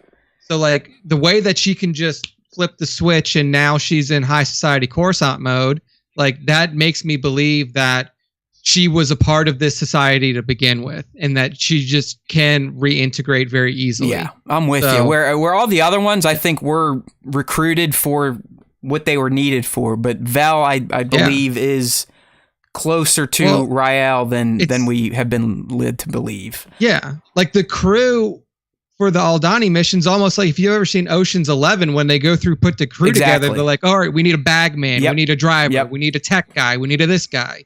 And that's what he was doing. But he had like, you know, his whoever Vel is, daughter, whoever at the head. Like, I got my person at the head, and then we just fill in all of the things that we need with whoever the fuck is out there. So I don't think Miro is Luthen, but Vel for a Luthen relation is looking very strong at this point in time. You know what? I'm gonna save my next thought on Clea for the Easter egg breakdown, because there's some other symbolism going on with her that could tie into another faction that we all know and possibly love. But I'll save that for the eggs. So there's your tease. Make sure to stay tuned. Don't change the channel. Okay, next moment of note, and you know, in the trailers, I kind of identified this Tay Kolma as Mon's husband, but it's not. It seems to be a childhood friend who clearly wishes he was banging her. I kind of got those vibes. I think if she's like, hey man, Perrin's a loser, do you want to go in my room and get it on real quick like we did when we were kids? I was gonna say, I feel like they both want to bang each other, but they also know that can't happen. Yeah, and once again, Genevieve O'Reilly, just a sex kitten. I'm sorry, I can't help it. Women with red hair, auburn hair, whatever you want to call it, they do something to me. And Genevieve being, I think she's like 44 or something. She looks like a goddess in these gowns they put her in. And I absolutely love her, like popping wood left and right. But that's not the reason this is a top moment. Not at all. I'm not that big of a Neanderthal. I really, Nick, again, the theme of dialogue and scenes in this episode, all great. This was the next one. What I liked about this is I think we kind of saw Mon starting to transition into a rebel leader. This to me felt like the first time where she was going out on a limb on her own to recruit versus Luthen taking care of all that stuff. And I like the way she handled the party. Like, hey, you know, walk with me and just keep smiling. It's like she was teaching Tay the same lessons that Luthen probably taught her when they first established that they were going to start conspiring together. Like, hey, when you're in my shop, always act bubbly, always smile. Even if we're talking about babies being murdered, just keep smiling because you never know who's watching. And she eventually gets them to a place where they can, you know, kind of really get to the crux of the conversation. And for the first time in this series, I feel like we saw the leader Mon come forward, where she kind of took charge. And it's to me, she took that meeting with Luthen to heart, where he kind of chastised her. He's like, listen, Mon, shit or get off the pot. The party is started. There are no more rules. And when he said that, she's like, all right, you're going to fucking tell me I suck and I take too long to get cash? No more rules, you say? All right, well, I'm going to go ahead and fold in the guy that I wanted to bring in the circle a few episodes ago and you yelled at me about, and that is Tay Kolma. Yeah. And clearly she needs him to get her cash. But if you listen to Tay, his politics are very much in line with the soon-to-be fully formed Rebel Alliance. Yeah. And I think it might have caught her off guard, or at least made it easier for her to have this conversation with him after he more or less said, hey, wink, wink, I don't think you and I align because you're a senator on Coruscant and you hang out with these fuckfaces, including your douchebag, wannabe samurai husband, Perrin. What's wild to me is that she would have this conversation within her own home. Crazy. You have to imagine that this house is bugged. Like, well, because she confirmed that the driver is ISB. Like, she now knows that her new driver is a fucking spy. Well, yeah. I mean, like, she literally lists to this dude like all the ways that she's being spied on or followed. But then you're in your house within earshot of people who are loyal to the Empire, just having this conversation on a fucking sofa. Yeah. Like, do you not, like, I don't know if they don't bug houses in Star Wars. No more rules. Come on. It's no holds bar. Mon Mothma, she's gonna like get her fucking wrestling costume out, get a spiked collar. She don't give a shit anymore. Wild, man. Like that, she literally didn't. She's like, "Fuck this, man." It's like, in my house. Do you want to be a part of the Rebel Alliance? Well, yeah. She might have just fucking yelled it. Like, more or less. You want to? Yeah, gets a megaphone like, "Hear ye, hear ye. I am here to form the Rebel Alliance. I am working with Luthen Rael and the people from Aldhani. That was me." Might as well. But hey, like I said, it was another just well-written scene. It built tension from start to finish, where she was trying to feel Tay out. She felt what she wanted to feel, not including his chubby. But then once she realized, like, okay, I think this guy might be safe, I'm going to go ahead and kind of take the next step towards becoming the leader of the Rebel Alliance, which at this point, Nick, it's clear she has to become that because Luthen is going away, but he may be even a little too extreme for the Alliance at large, or at least the way we see it managed once she takes over right before the Battle of Yavin. I mean, he's a little more Saw Gerrera than Mon Mothma or Sato or Phoenix Crew. You know what I mean? Yeah, definitely. He has his own way of doing things, and he's not going to listen to anybody. Like, he's essentially like, I'm running this shit. If you have a problem with it, go fuck yourself. Yeah. And you know what? He probably shouldn't, because he's built a network and has not been caught or killed, and he pulled off. He fucking single-handedly did this all by like. I mean, you could see that he was trying to get Mon to do shit. Like, hey, look, you have a shitload of money in this family trust of yours. Give me some of it so I can get this stuff up and running. And she's like, oh, well, I got to call my banker guy. I got to do this. I got to do that. And he's I'm like, scared. well, fuck you. I'm just going to get, I'm going to get 80 million credits on my own. Yeah, I don't care. Using what, 5 people that never worked together before, except 5 people, and he plans on icing 4 of them. Like, he's like, he is. I mean, whatever. I'm hoping when we see the Saw Gerrera scene, like Luthen walks in and Saul's like, "Oh shit, motherfucker! Like you're too hardcore for even me, man. Get out of here, Borgali." He's gonna be like, "I gotta get that Borgali, Borgala." Who else wants the Borgali in Andor, right? We need to see. Like, what if it's just sitting there chilling this time? Like, it fucking says like you just see him like eating and it's like talking. In the corner. Homeboy Saul turns around. He's like, "Hey, Luthen, I want you to meet my friend Borgali," and he goes, "Hey, Luthen, how you doing?" Yeah. Just like that, like it's just fucking casual. Yeah, I know, right? Oh man, that would be great. Forrest Whitaker, I still will never understand his portrayal of Saw Gerrera in Rogue One. Like, he was way the fuck out there. And he was like, at that point, he was like brain fried. He lost so many limbs he couldn't even think straight. He was more machine than man, and he was definitely smoking some crack because the Borgale. And like, go Forrest, go. I mean, whatever. That's how you interpret it, I guess.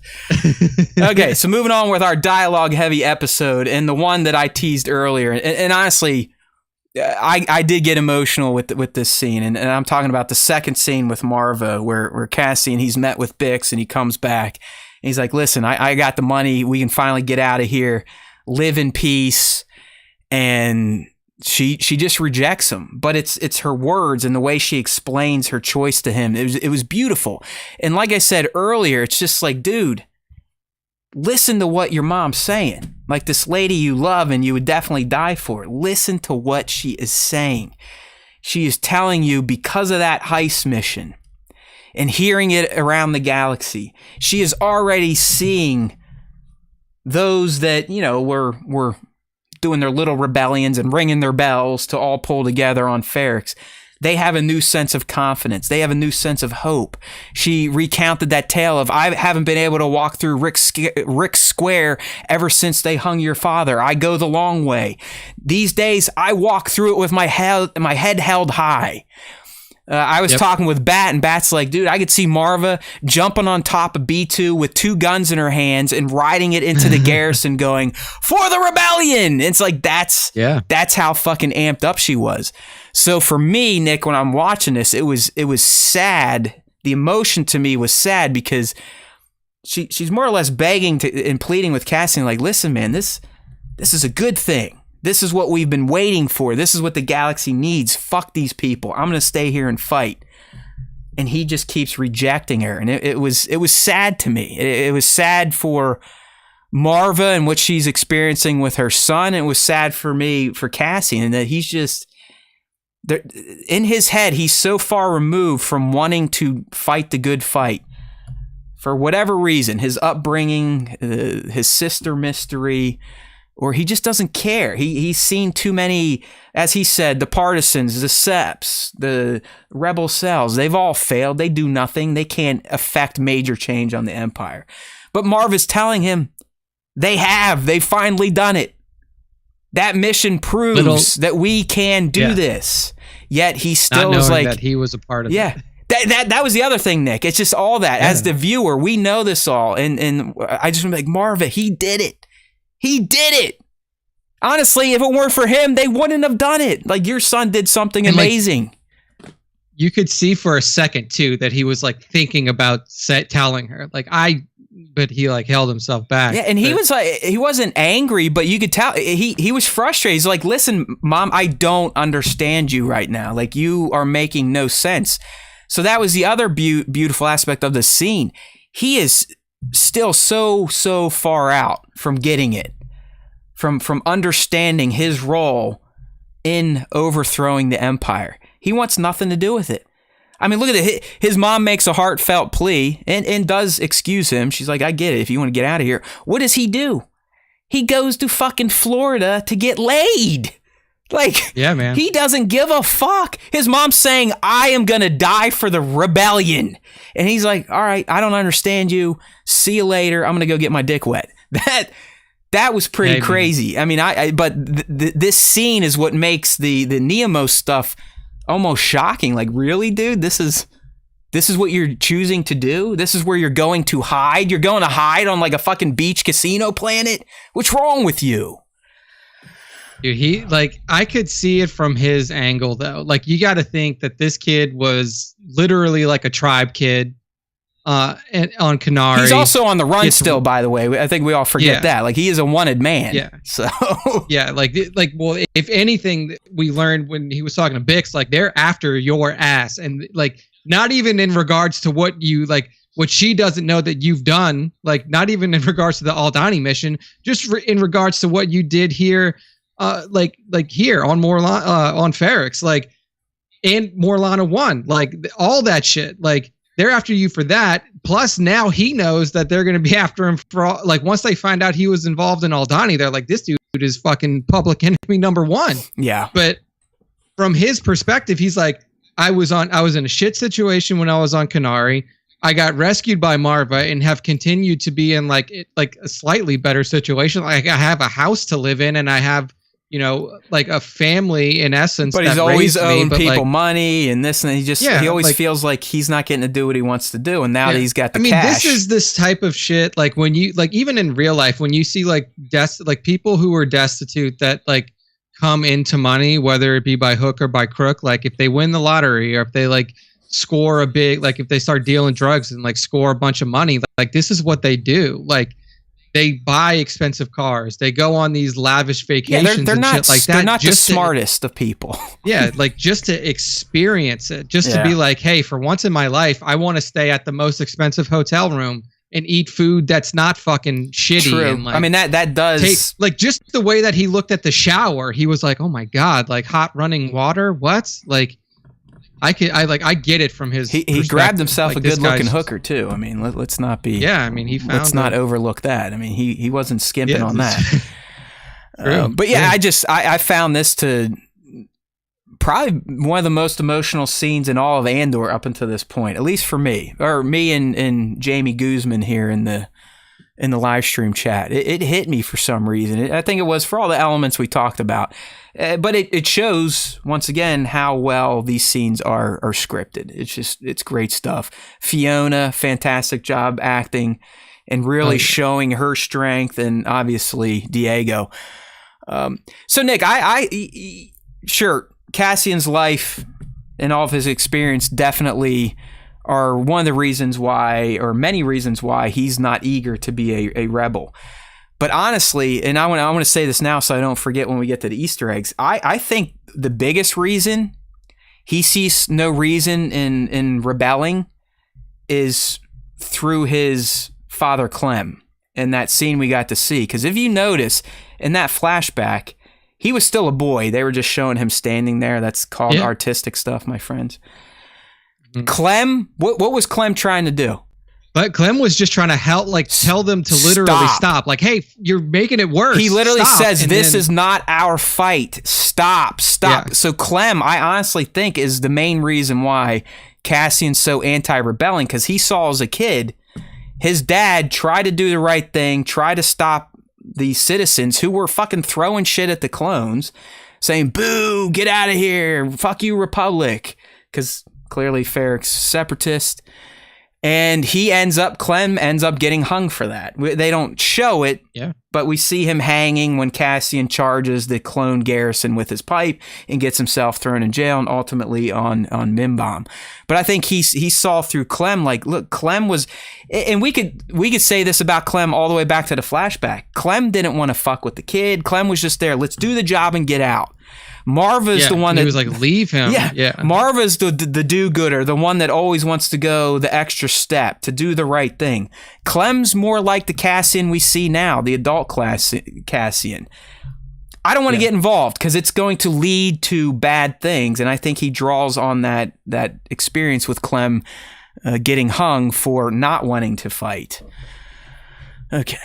Yeah, I mean, that would stop anybody from wanting to be like to see your only father figure in life be hung for literally trying to stop people from that rebelling. That's going to imprint on a young kid's mind because he was probably still only 12, 13 at best. Yeah, I mean, and early teens for sure. Your dad, you see, he's trying to almost quell a rebellion, and he paid the ultimate price for it. So that's really. Yeah. I mean, Cassian's experience sucked in life, but I think that thing with Clem, as it affected Marva until Cassian did his thing, I really think it's still affecting Cassian. All right, final top moment happens to be another scene. And this was a quick one, but she's my girl. I've been talking about her since episode 1, and that's Miro. And I really dug the scene at the end where she gets that win, and really kind of gets a fuck you to Blevins. And honestly, I think, Nick, the best part is when Padagaz dismisses everyone. He's like, Miro, you're with me. And all he wanted to say with her is, hey, good on you, but fucking watch your back. So this guy, again, like it's almost like he favors her and loves the way she operates, that because it is so unlike everyone else in the ISB. So it's like he knows a lot more about her past than he's probably letting on to us and surely that we have learned at this point in time. But he knows what's up. Like, he knows that she's special. Clearly, she's ruffling the feathers of her colleagues at this point. Got a big win. Blevins lost a sector to her. To them, it seems like sectors that's their clout, right? In ISB, the more sectors you have, the more power you have. 10 sectors. See, this guy's only got 2 sectors. But he clearly respects Miro and how she operates, and he's almost protective of her, which is also unique for a character like Padagaz. You saw what he did to poor Jung. I mean, Jung's like, shit, man, I didn't get my TPS reports done on time. He's like, oh, yeah? Well, now you got to fucking do the reports for every hyperspace route going into Ord Mantell, and I want it on my desk tomorrow. So he is a ball buster. Does not tolerate failure. Okay, so those are top moments. I'll save my other thoughts. Yeah, we'll save those for the Easter eggs. Okay, so Easter eggs, they were definitely itchy, sketchy at best, but I try to find a few things to talk about. Try to scrape something in 60 seconds or less. Keep it at a short length here. But there were a few. Obviously, the big one right from the get-go, and if you didn't have captions on, you probably missed it, but the Wolf Yularen, obviously a huge reference to a character that has retroactively been in Star Wars for 50 years. I mean, he's in A New Hope. He's the guy with the mustache and the whites sitting at the table on the Death Star, and he dies on the Death Star more than likely. All right, so that was a good one there. Believe it or not, Luthen Shop was not done yet giving up Easter eggs, because we saw this week there was a Jedi Temple guard mask. The exact one you saw Kanan Jarrus wear at one point in time was sitting in his house of wares. So that was a nice little nod. I figured at this point we'd exhausted his shop, but maybe he got new inventory in. You never know. Little things here and there. You never know. Okay, moving right along, and this is one we may spend a little bit of time on. All right, Nick. So when Kleia goes to meet Vel, there's this circle symbol with a line through it left on the floor to kind of, how I interpret it, guide her to like hey, I'm here. Like, go this way. Exactly. Yeah. So I thought about some other circle symbolism in Star Wars. I thought about Kleia's red robe, red hooded garb. And I just had to bring it up and ask you, do you think this is the circle that Luthen and Mon were talking about? Or could we potentially be getting mixed up with a Crimson Dawn agent in Kleia? It's a good question. Because before you get into it, this symbol is not 100% the Dawn symbol, but it's pretty fucking close. Yeah. The Crimson Dawn angle here, I feel like if this was not a show by Tony Gilroy, like if somebody else had done it, then I feel like there'd be more of a chance for that angle to come in. Okay. That being said, we have seen him be a little bit more, I don't want to call it loose, but like he's been a little bit more willing to bring in characters that we didn't think that he was going to use. Like there was no reason for us to think that he would bring in Yularen, like, and he did, and same for other characters as well. I tend to believe that this may be more of a symbol of like the circle that you mentioned, okay. like the circle, not necessarily Crimson Dawn, but it's Star Wars. Everything's interconnected in some way, shape, or form. So it wouldn't be out of the realm. Like if they did reveal that, like, oh yeah, like Crimson Dawn is somehow involved in this as well, and like because it is in their mutual benefit to like. And it's lining up to current comic canon too. I mean, Crimson Dawn has done a lot more for the Rebel Alliance than we ever knew. Yes, I mean, they're no friend to the Empire either. Right. So like, it would line up. Okay, so like I said, if we run with the Crimson, here's where I kind of get the Crimson Dawn angle. Symbol close, not 100%.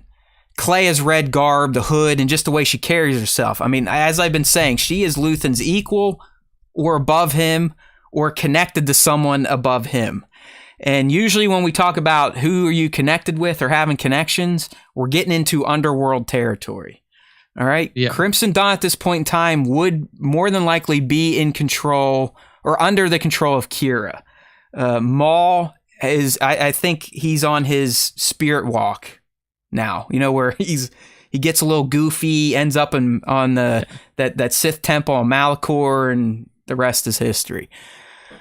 And from the comics, both the War of the Bounty Hunters and then Crimson Reign and soon to be Hidden Empire, we have learned that Kira, using Crimson Dawn, infiltrated the Rebel Alliance, the Empire, the Hutt cartel, you name it. She was everywhere, and she uses her resources to benefit the rebels while also taking some shit from them. Like she ultimately is the reason why the rebels weren't able to get Han Solo back in Carbonite before he made it to Jabba's palace. So she's still a very morally gray character. But we also learn that her end game with Crimson Dawn, and this, I guess these are spoilers for comics that are well over a year old, but her end game with Crimson Dawn in the Hidden Empire is to take down Darth Vader and Emperor Palpatine. She knows they're Sith. She knows they're bad news. Learned a lot of this through Maul. And that she's using all of her resources in the Empire and the Rebel Alliance, in the other cartels, to do this. And just as recently as Star Wars number 28, we learned some new canon that it was 100% Kira's Crimson Dawn agents that were in the Empire that revealed to the rebels that the Empire were building a second Death Star. So it's not as far as a stretch to correlate Crimson Dawn with the early movement of the Rebel Alliance. So that's Yeah, no, kind of where I was going that way. But also, if you're thinking about how do you form a network of people, thank you, exactly. Do you think that fucking Luthen just like that's all crime syndicates are underground networks? Yeah. So yeah, like it's like Luthen didn't just like go around to random planets and be like, "Hey, are you interested in the rebellion? Here, let me give you a pamphlet." Or he has super Google and be like, "I need a great pilot." Yeah. Oh yeah, Cassian Andor, he's on Ferrix. No, he's getting intel from somewhere, and a lot of times this intel's coming from shady sources, shadow organizations, Crimson Dawn. Dude, especially like even outside, like just his cover as an antique dealer. Like he probably like antique dealers get shit from shady places too. Like, you know, you can't come across some of the shit that he has in his store just by like bumming around to different markets on different like planets and shit like that. Some of this stuff is like you said, this Temple Guard fucking helmet, like I mean, bro, he has Star Killer's Sith armor in his shop. Yeah, like full outfit of armor, like Sith. So he's definitely involved in the underworld, whether it be through his legitimate business as an antiques dealer, and more than likely got this network like framework built out through like underworld contacts and crime syndicates. So even if it's not Crimson Dawn, and we just go back to the Circle, I don't think I don't think it's a far stretch to say that the Circle itself may be involved in underworld type of activity. You know what I mean? Like dealing with shady factions to get shit done. But it's just like, you know, the focus on the camera, the Circle, the line through it. I don't know. Is the Circle related to Crimson Dawn or vice versa? Either way, I think both organizations. CD, obviously we know if that's truly who it is. They are on the shadier side. But if it's the Circle, I think we'll learn that, the Circle itself is comprised of some individuals that may be gray when it comes to their moral balance. Yeah. Okay. I'm telling you, man, Clea just seems like a playa. Clea is a playa. just as much as Luthen, if not more. I really think that they're equals, or she is greater than. She just seems to. She's cool as a cucumber. She doesn't have any emotional reactions like he does. She's not laughing and celebrating or worrying and sitting by a radio. In fact, she's the one saying, "Hey, pussy, get off the radio and just let things happen. We'll deal with it in the morning. Hey, Vel, go kill these motherfuckers. You know, I recruited Tamarin. Eat shit. He's dead. Who gives a fuck? I'm Clea. I'm a playa." So I don't know, man. Well, keep an eye on Clea. I don't think she's just a mild-mannered assistant. No, you're 100% onto something there. All right, so I talked about my Clem thoughts, but of course we have to, in our Easter egg and references breakdown, mention the clones. It was great seeing all those live-action clones together. And their little peon Imperial officer there. So this is definitely post the Clone Wars. This is more than likely the timeline we saw a bit of in Bad Batch Season 1. This is probably within a year or two after the fall of the Republic and the rise of the Empire. And they're peacekeeping forces, right? But clearly, as we saw the Ferrix citizens react, they want nothing to do with it. So, I mean, this is how rebellions start, way back when. If you feel you're being persecuted, occupied, I mean, look at Ukraine right now. Ukraine is a real life example of Star Wars stuff, conflict. These poor motherfuckers have been attacked by a greater power, the Empire.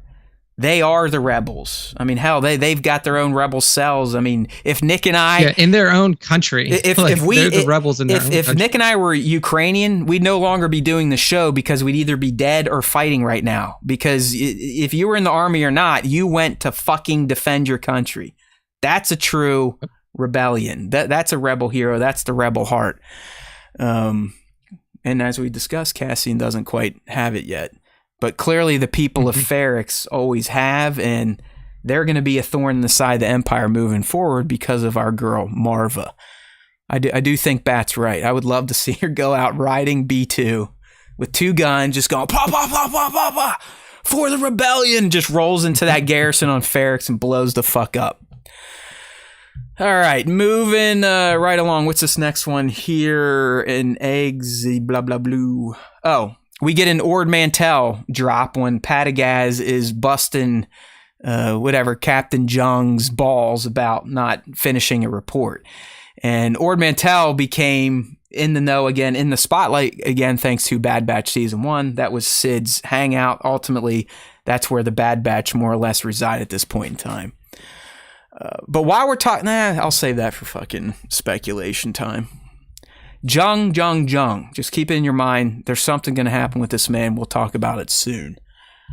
All right, we got a new planet, so it makes this breakdown. Neomos.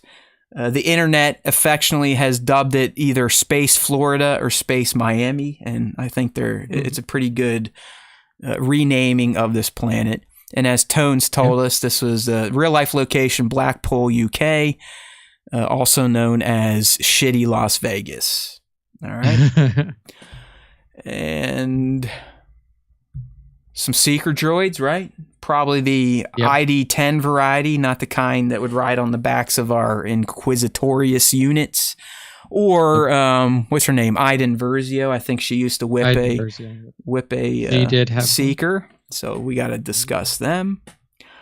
For some reason, I felt the need to discuss a shore trooper. I guess the one interesting thing about the shore trooper that shakes down Cassian is that supposedly it was voiced by none other than Sam Witwer, who voices Darth Maul for the animated wing and now the live action wing of Star Wars. And not KX security droid. Right. Not K2, but KX. But this comes to one of my questions again.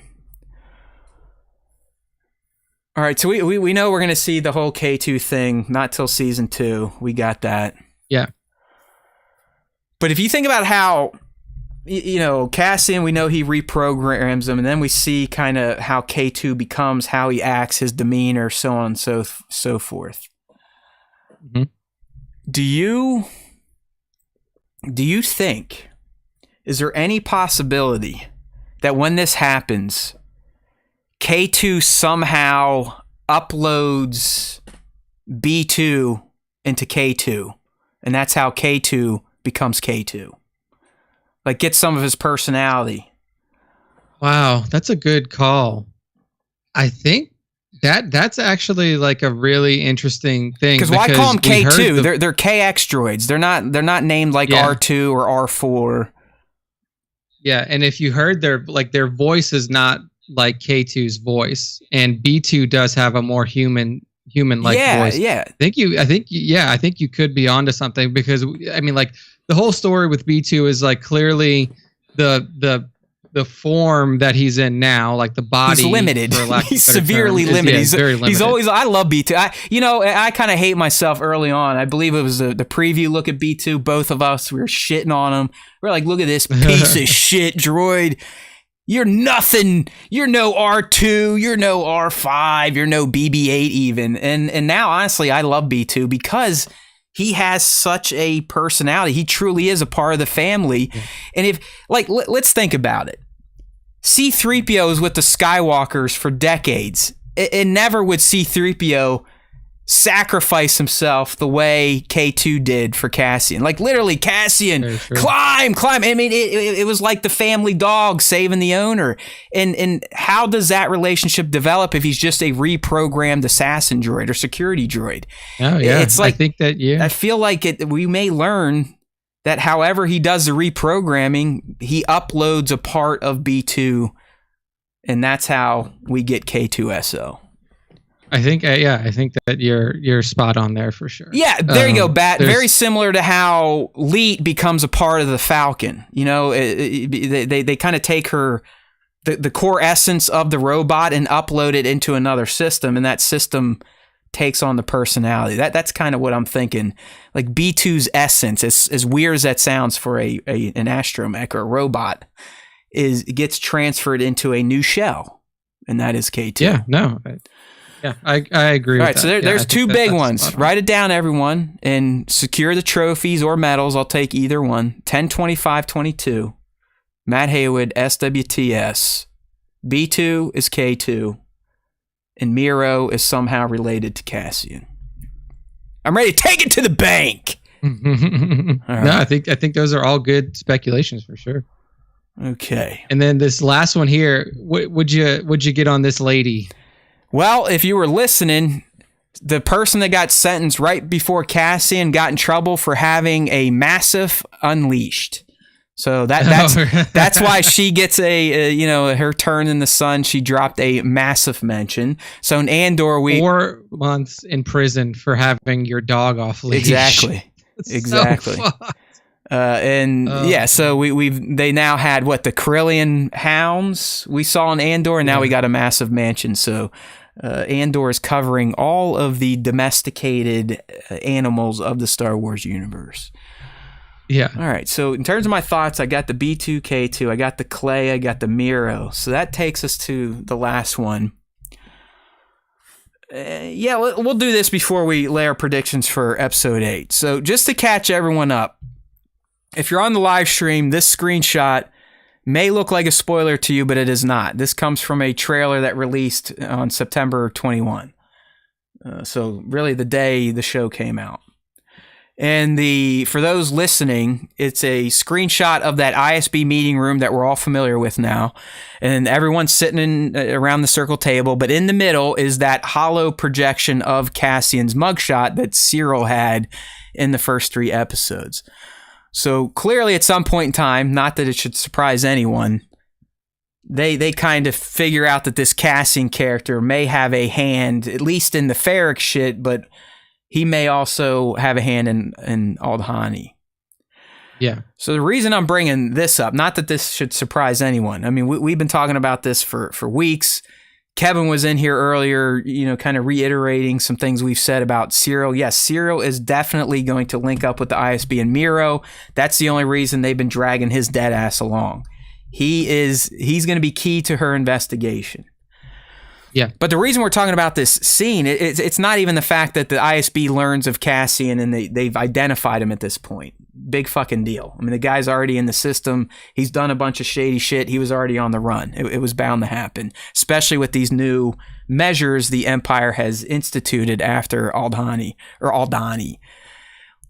The interesting part is this screenshot right here if you're on the live stream, and it should look familiar to people if you've been watching the show. But we are looking at the ISB's Jung. I don't know if he's a commander or captain or whatever. And he's clearly not in his ISB whites. He is in some sort of disguise. And he looks like he's going somewhere. And again, this comes from a trailer released on September 21st. So I'm not overstepping my bounds here. But Jung has been mentioned at every meeting. It's like they've been purposely trying to ring his name in our ears. He just got yelled at a little bit in the latest meeting. Like, Patagaz, he's on his shit list because he's not doing the job that Patagaz wants him to do. And now, knowing what we know through the first 7 episodes, Nick, and we see this screenshot. I don't know if you're looking at it yet or can see it. I guess I could send it to you somewhere. Fuck it. It's loaded on my local machine, so I can't really even send it to you in chat. Right. I'll pull up the stream. Yeah, get the stream real quick. Yes. But got it. At this point, knowing what we know, Jung clearly isn't an ace in the ISB. He's not quick enough with his reports. He's getting yelled at by Patagaz, and now we see him in this garb. Can we say that Jung may be a rebel spy or a defector? Yeah, I think if anything, it's leaning a little bit more towards defector than spy. Because I feel like if you're a spy, you want to be good at your job. Good point. And then that way you can point. stick around the most. You can get more information. You work your way up into the hierarchy, and then you're really valuable to the rebellion. Because I could say, well, maybe he's trying to delay things, but you're right. The way the Empire looks at not doing your job probably isn't the best thing. So, you're correct. Yeah. So I think he's a defector because he's like, these guys just fucking shit on me. Yeah. These people are working up past me.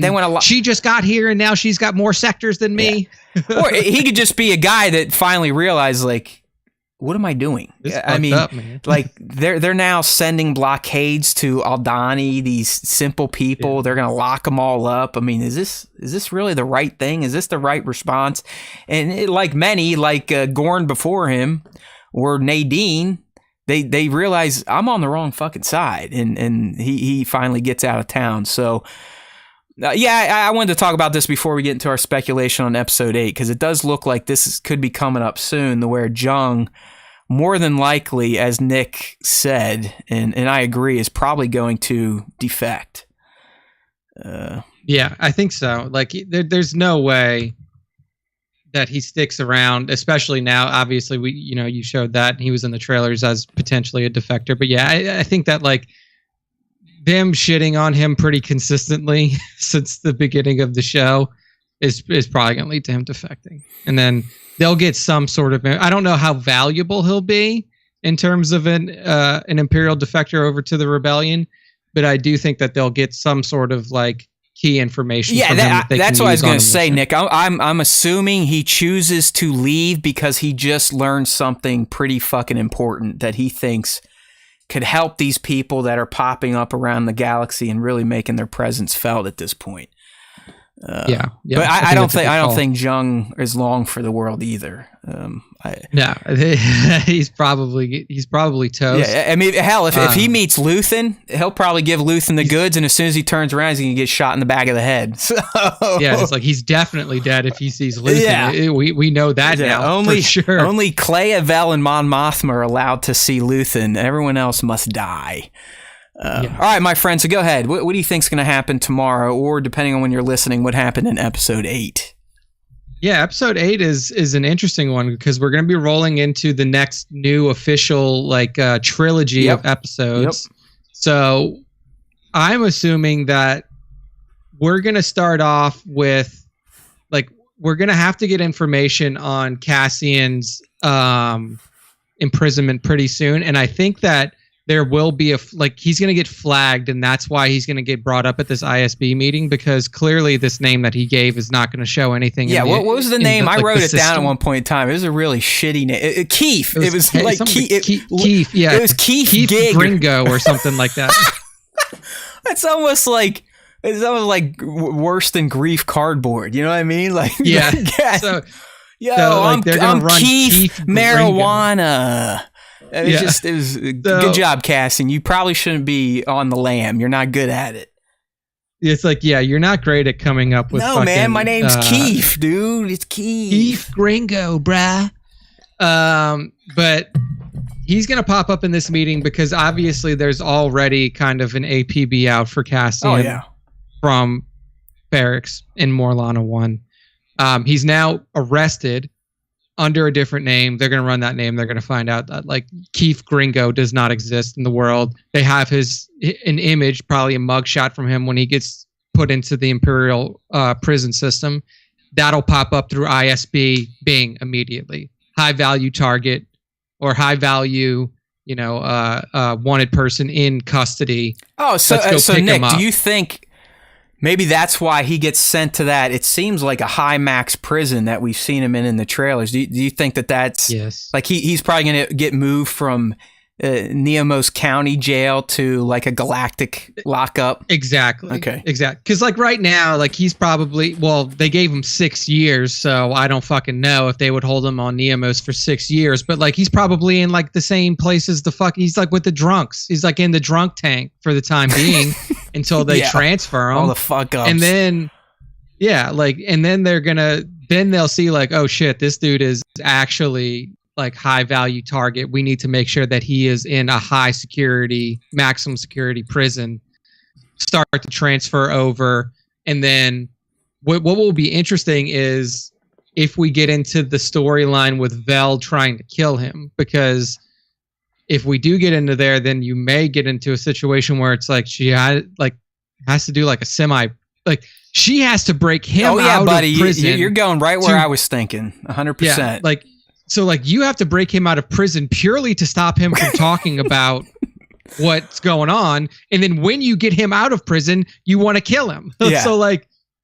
So yeah, you're I not guess you breaking could him out of argue prison to help him. You know, maybe they could hire like an inside asset to take him out, do one of those, you know, like gang hits. Yeah, like shank him in the fucking prison yard. Exactly. But no, I was thinking the same thing. I'm like, all right, if he's locked up and Vel's clearly she doesn't want to kill him, but so far she's been able to do the mission. But I also think that's why they showed her hesitating on the Aldhani, because I think that's going to come back again when she has to waste Cassian. She's going to hesitate, and clearly we know she's not going to do it.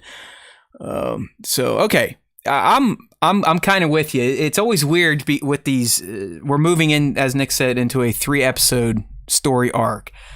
So we have to assume that episode 8 is going to give us a lot of setup without a ton of payoff, which is okay. That's how we build the tension to when we get to episode 10, we're probably all going to be like we were when we watched episode 6. Like, oh my God, blah, blah, blah, tension, Andor, love it.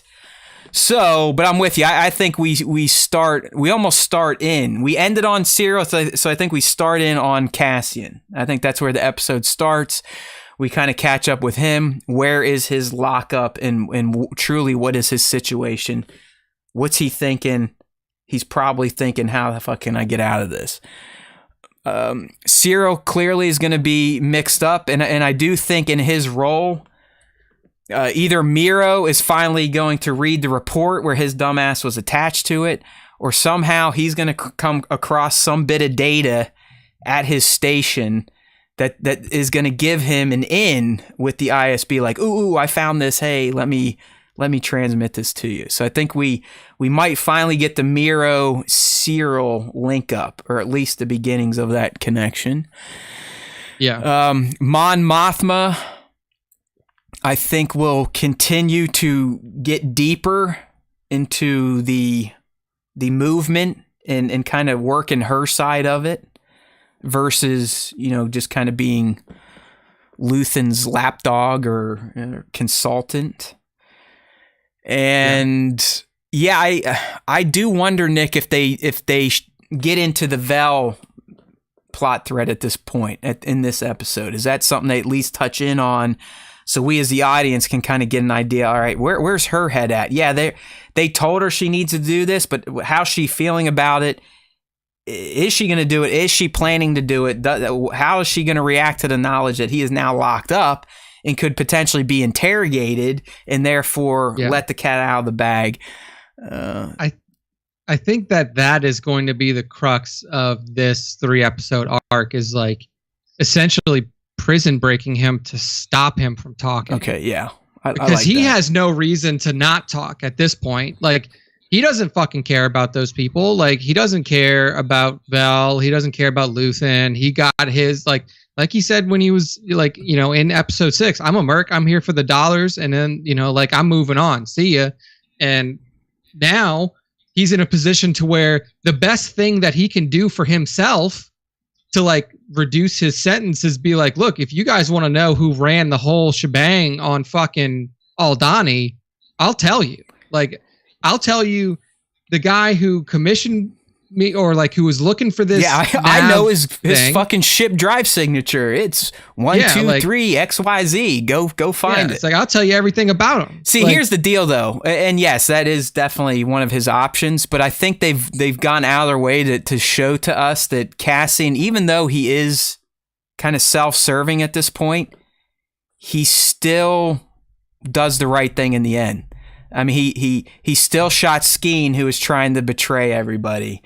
He still went back to Ferrix with all that heat on his name to pay off his fucking debts, to give his money to Bix and his buddy, and to try to rescue his mom. So I agree that's on the table, clearly, but I still don't think that's in his character. I don't think Cassian would even rat these strangers out at this point. He was willing to blast a dude for trying to give him 40 million credits. Yeah. Because it was the wrong thing to do. It's weird. Like, Cassian is definitely in the gray at all times. Yeah. I mean, I think even more than Han Solo. Do you think Cassian is a darker character than Han Solo? Cassian a darker character than Han Solo? That's a good question. Like, look, Han just made bucks and stole shit. Cassian was I assassinating motherfuckers. Yeah, like Cassian's definitely darker even in his intention than Han was. Han's intention was just to be like, look, man, I'm fly the Falcon and make cash and fuck bitches. Yeah, just make money and then be on my own. Cassian definitely has some darkness to him to where he's okay just fucking blasting people. Like if he needs to kill somebody to do what he's got to do, then he'll do it. Yeah, I don't think Han went on many hit jobs. You know what I mean? Like, I don't think he was happy to kill Imperials once he joined the Rebel Alliance because of his lady love. But even then, even by Empire, he's like, I gotta get the fuck out of here. Like, I'm done hanging out with you assholes. You know what I mean? Like, I will say that in the other instances that you brought up where he's like chosen to do the right thing, it was never his ass that was on the line. Like, it was always like, oh yeah, I'm gonna, like with Skeen, it was like, let's just take the money and run. And he never liked Skeen to start with. Like, he was like, so like that just kind of gave him a reason to ice Skeen. But ultimately, you have to agree, he was trying to do the right thing. Like he was not going to fuck over Vel at least, or Nemec. But ultimately, like, regardless of the decision that he made, his ass wasn't on the line. Like, he could have just told Skeen, like, I don't care, like, you take the money and get the fuck out of here, but like, I'm not getting involved. Like, in this instance, with him in prison, he's either gonna talk or he's gonna be in prison for 6 years. Like, that's his option. Yeah. And I don't think that he has he doesn't have the stomach to be like, well, I'm gonna protect these people that I give zero shits about just to protect them at my own expense. So, yeah, I mean, I do see that. I would argue, though, his ass was on the line when he returned to Ferrix, though. So he even then he was willing to go to Ferrix to drop off 12,000 credits and try to get his old mom out. When the whole the whole system is all about Marva. The whole system's looking for him. So. Like that was definitely like a little bit more selfless, but it was his mom, and it was like his ex hookup, like, on the line. So. She still loves him. Yeah, I do like. I mean, I still hate Tim with 2 M's, but I like that. You know, Cassian kind of threw a few jabs at him, like that pussy when he thought we were hooking up again, stuff like that. Tim did get at least a mention in this episode, but we still hate you, Tim. Go fuck yourself. Okay. All right, so there you go. Episode 8. We're going to continue Cassian's thread, kind of see how he's working with the prison life and where his head's at. I think we get some Vel thread and how she's going to tackle her new challenge. And then the Miro serial connection should happen, is probably going to get close to happening. Because I don't know how much we can keep checking in on Mr. Brown suit Cyril. Without expanding into the overarching story at this point. Like, he's literally just been kind of on this depressed tangent. And as much as I like watching his mom berate him and treat him like a little kid or a ballless son, it needs to go somewhere at this point. So, Devin's saying, will we get some Saul this episode? Yeah, why not? I mean, if you consider this is our trilogy, so 8, 9, 10, and then the finale is 11, 12, I could see Luthen potentially checking in on Saul. Maybe even getting Saul to take out Cassian because Vel won't. Or now that he's in the prison, they need more hardcore people like Saul's gang to do that. I don't know if that happens right in 8, but I do, Super Scoundrel Devin, I do definitely see that taking place over this trilogy, 8, 9, 10. With the finale being 11, 12, you feel like 11 will be build up, 12 will be the finish, and I don't know if you make a stop at Saul's place for that. So I could get into that for sure. Well, you got to think, right? It makes sense. Luthen, the announcement's been made, the network is up. You can't just stop, right? So Props thinks this is the Saul episode. All right, we'll see. I don't know if Saul shows up in 8, but 9 for sure. I don't think we get the prison break already in 8. I think they're going to want to build on that a little bit. They're going to pull that. I think that like the big thing may be the prison. Like that may be episode 11. And I still think what is it? 10 would be the climax of this trilogy. 10. And I do, and I could be reaching for the stars on this one, but the prison itself seemed more important to the story than just being a prison, because some of the people in there and what they are working on. I know in one of the trailers, someone zoomed in. They're like, "Are those fucking lightsaber hilts?" And it could potentially be a prison, like a white collar prison or a work prison, essentially an internment camp for scientists and engineers to be doing knick-knacky shit for the Death Star project. So I don't think the prison's a one and done in episode 8. I think the prison's probably going to be a main backdrop for a good part of 8, 9, and 10, because I think the prison is more than meets the eye. It's not just a holding box. It could be important for the story as it moves on, or at least the Death Star portion of Rogue One and Cassian's story. Drevin. Who the hell is Drevin? Don't forget Drevin is in this show too. Oh, he's one of the rebel leaders. I got you. 1-6 shooter. I'm just covering some of the chat. Why not? They joined the live stream. Yeah, they might recruit him later on to liberate Ferrix in the finale episode. Devin, I'll go with that. If anyone's going to motivate Cassian to do something for the Rebel Alliance at this point, it has to be his mom. I know we made fun of this, like, I'm Cassian, you killed my real mom, my real dad, my fake mom, my fake dad, my sister, my girlfriend, and I'm here to avenge you. But it does seem like one of the only things in the galaxy that affects him beyond his own drive is Marva. So I could see that potentially being hey, let's go. We get Ferrix. Because of you, Ferrix is literally getting the worst of the boot treatment. You need to fucking do something. You need to clean up this mess. You need to help. 1-6 shooter doesn't think Luthen is behind wanting Cassian dead. Maybe Saul is. I still think Luthen's the man. I think Luthen is the de facto glue for the rebel cells at this point in time. He built the network, brought Saul into the network. But we'll see. Yeah. Right. We shall see. All right. That'll be coming up tomorrow, or if you're listening to the podcast-only version, it is out now. Make sure to check out my videos on YouTube, youtube.com/Star Wars Time Show. All right. Well, Tones, I don't think Cassian's going to be meeting Saul. I think that's a Luthen thing only. So that should fix that.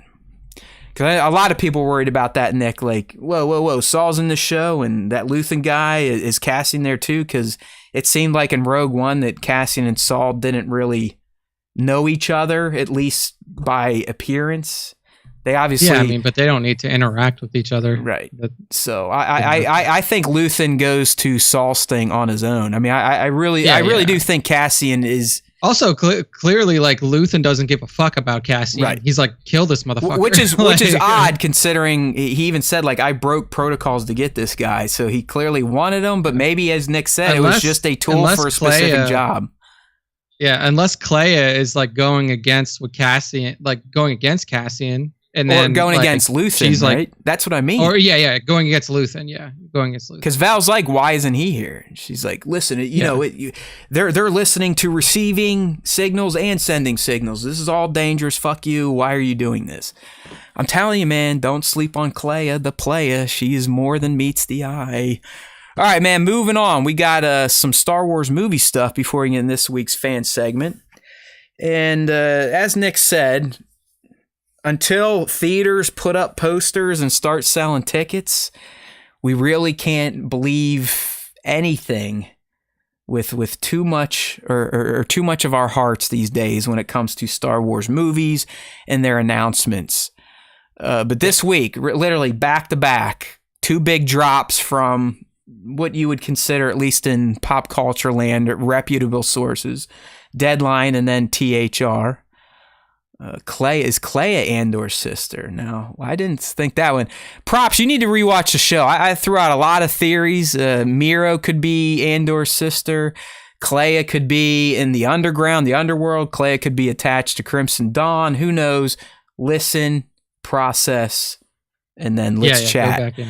But anyway, so Damon Lindelof, we learned months ago, maybe in a year ago, that he was attached to some sort of mysterious Star Wars project. And now some more light has been shined on this mystery, starting with the reveal from Deadline, I think on Sunday night or Monday, that this secret Star Wars film that is being co-written by Damon Lindelof, and I'll reveal the co-writer soon, has chosen its director, and the director is going to be none other than Sharmeen Obaid-Chinoy, who directed a good chunk of the Miss Marvel episodes. But she is an Oscar winner. I believe she did a documentary. I think, and don't quote me on this, it might have been on like the persecution of women in the Middle East, something like that. So I think so, yeah. She's a talent, although we did get a few story replies to this news post with the vomit emoji. So I don't know if that's because she's a girl and they don't like her, or they didn't like Miss Marvel, but who the fuck knows? I didn't see Miss Marvel, so I have no idea. It's good. I like She-Hulk better because She-Hulk's fucking crazy. Like they were all on mushrooms. Yeah, She-Hulk was super fun. But I think you and Taylor would probably get into Miss Marvel. It touches more on than just superhero shit for sure. So Sharmeen has been added as director. Damon is one of the writers, and if you don't know Damon, I mean he did Lost, Watchmen, Leftovers. He's got some good shit under his belt. A lot of like prestige. Yeah, I mean he's a guy honestly that he made enough money in the early aughts and created enough long-lasting pop culture items that he pretty much can do whatever the fuck he wants. Love or hate some of how a lot of his shows end, he's still considered one of the primo kind of fiction writers out there. But anyways, the movie itself, it's not fully written. No one really knows exactly what it's about, but the fact that a director has been chosen, writers have been chosen, this is further along or just as far as some of the other projects that Kathleen came out and said, hey, they're happening, and here's some promos, and here's the people. So it now seems, Nick, that the Damon movie, the Damon Secret Project, very well could be the one that they're eyeing up for that 2025 slot we talked about 2 weeks ago when Lucasfilm sent out the revised schedule. Hey, man. Go for it. Right. At this point, just give us some movies. Like it's going to be 10 years before we see a fucking movie. But today, we got a few more insights into Damon's Secret Project. We now know that there was some crazy powwow after Celebration for this project. We know the co-writer, and we know the setting. All right. So this one comes from the Hollywood Reporter. But apparently Damon's writing partner on the Star Wars project is Justin Britt Gibson, who recently worked on Guillermo del Toro's The Strain, which was pretty good on FX. The Strain was legit. Yeah. I've seen that. That's a good show. And then Epix, is it Epix or Stars is the counterpart? Yeah, Counterpart. I haven't seen that, but then again, like I don't have those channels. Yeah, so but The Strain, like from what I've seen, The Strain was strong. Strain's worthwhile. I mean, I watched that full season. That was a Stern Show recommendation many years ago, but it's definitely good. So the kid's got some writing chops under his belt. But the interesting thing here, like Bat's bringing up in the live stream, apparently, Nick, there was some secret meeting of the minds at Star Wars Celebration this year that involved, it was a 2-week meeting. It involved Damon Lindelof, Patrick Somerville, who helped him co-write Leftovers and also kicked off Station 11, which I believe both Props and Scoundrel said is a good show. I believe that's another HBO show. It also involved Raina McClendon, who worked on Obi-Wan Kenobi and helped write the new Willow series. Andy Greenwald, who wrote Rosario Dawson's Briar Patch. And finally, Dave Filoni himself was rumored to be present at this 2-week meeting. And that would make sense. And it sounds like, Nick, this 2-week meeting was just like, all right, let's get all these minds in a room. Let's iron out what this film's going to be. And then Damon and Justin, they're going to go write the fucking script. So that's where we're at with this. We had the meeting of the minds in May, June. Damon and Justin have been writing the script. The script apparently will be set after the sequels. All right, so this project will be post The Rise of Skywalker. But that does not mean it's going to be a direct continuation of the main cast, albeit the sources told THR that characters from the sequels could be featured.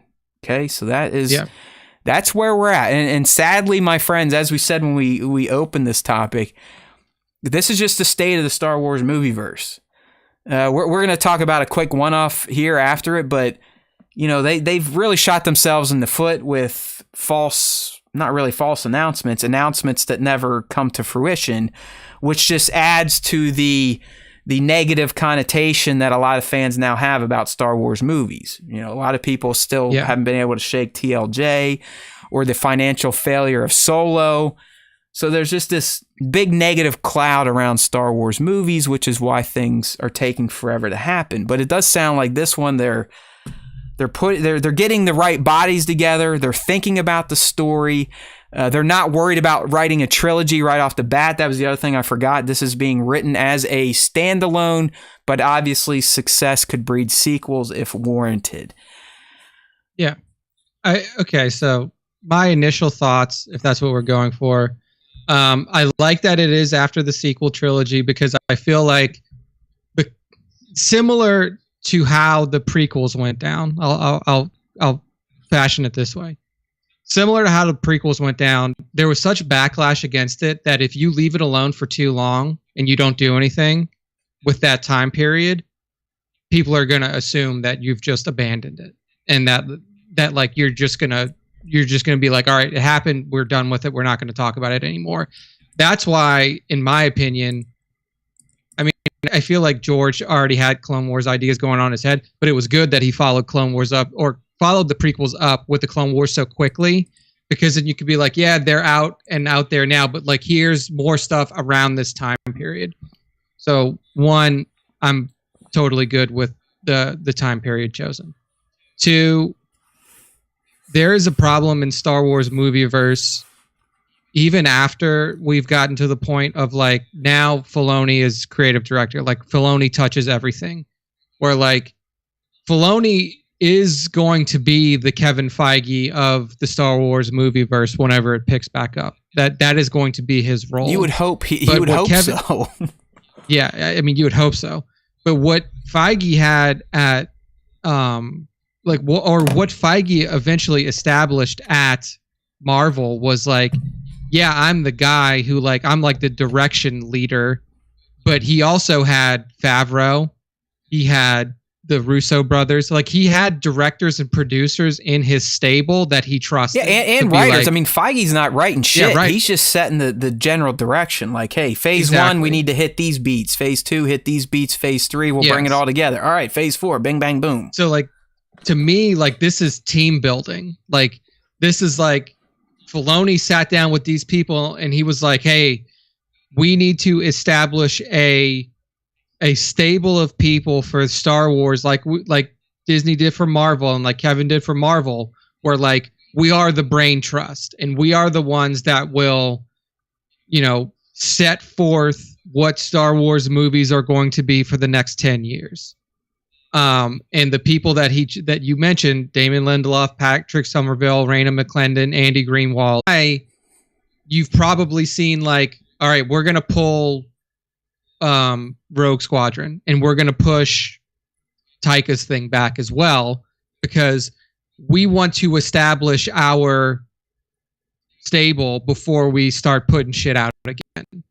Yeah, and I like the idea. Makes the most sense. And I also agree with the approach to let's just make one-offs. And if they're successful and the fans dig it and there's reason to keep building towards a trilogy, okay. But let's not from the get-go be like, trilogy, we're automatically going to shove this down your throats whether you like the first one, middle one, or not. So I like this too. I mean, I don't like the delay. I think it's sickening that we're not going to get a Star Wars movie until 2025 at the earliest. That's insane to think about, especially... I mean, honestly, I've gotten to the point where I'm like, if we get a Star Wars movie again ever, I would be surprised because... Yeah, because they just... It could very well be, Nick, that we're going to have the same dry period of Star Wars films that we had from 2005 to 2015. Like we could get definitely close to that 10-year period where there was nothing. So, thank God for the Gilroys, the Filonis, and Favreaus and Headlands kind of keeping the TV universe alive, because otherwise it would essentially be, you didn't have shit. It'd be dead again. It would be like when George owned it and didn't want to do anything with it. So, what was I going to say? Speaking of like running studios and stuff, this just broke. James Gunn and Peter Safran have now been selected as the co-leads of the DC Studios. So they will be running the DC universe. Oh boy. And I'm all for that. I think James Gunn is a fucking stud. He killed his work with the Guardians. I thought it was great. Peacemaker, fantastic. Like Tones was saying hours ago, where's Peacemaker season 2? I'm with you. And even the Suicide Squad that Gunn did was good. Yeah, it was fun. So no, that sounds like the right guy to have there. But clearly, then his MCU days are over. Like Guardians 3 really was finished. his last Marvel project. His goodbye. Then. Yeah. But yeah, so him and I don't know who Peter Safran is, but they're both the co-chairs of DC Studios. But back onto the Star Wars stuff. You have to do something like this. Like there's no oh well, let's let Patty do her movie and then let's let Taika do his movie and then we'll figure out the greater picture and structure of things. Like you need to have, this should have been put in place before the prequels. I mean, or before the sequels. I mean, we've talked about that. Dude, do you think they keep saying it's on back burner, but in your heart of hearts, do you think Rogue Squadron's DOA?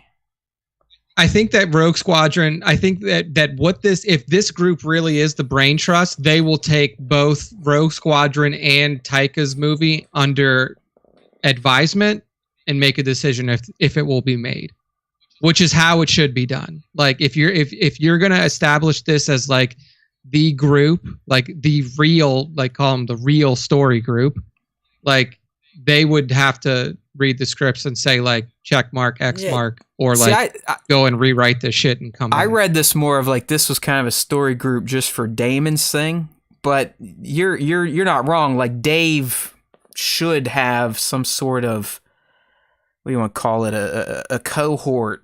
I mean, he should have a team that vets this type of shit. You know what I mean? Oh, definitely. I mean, all right.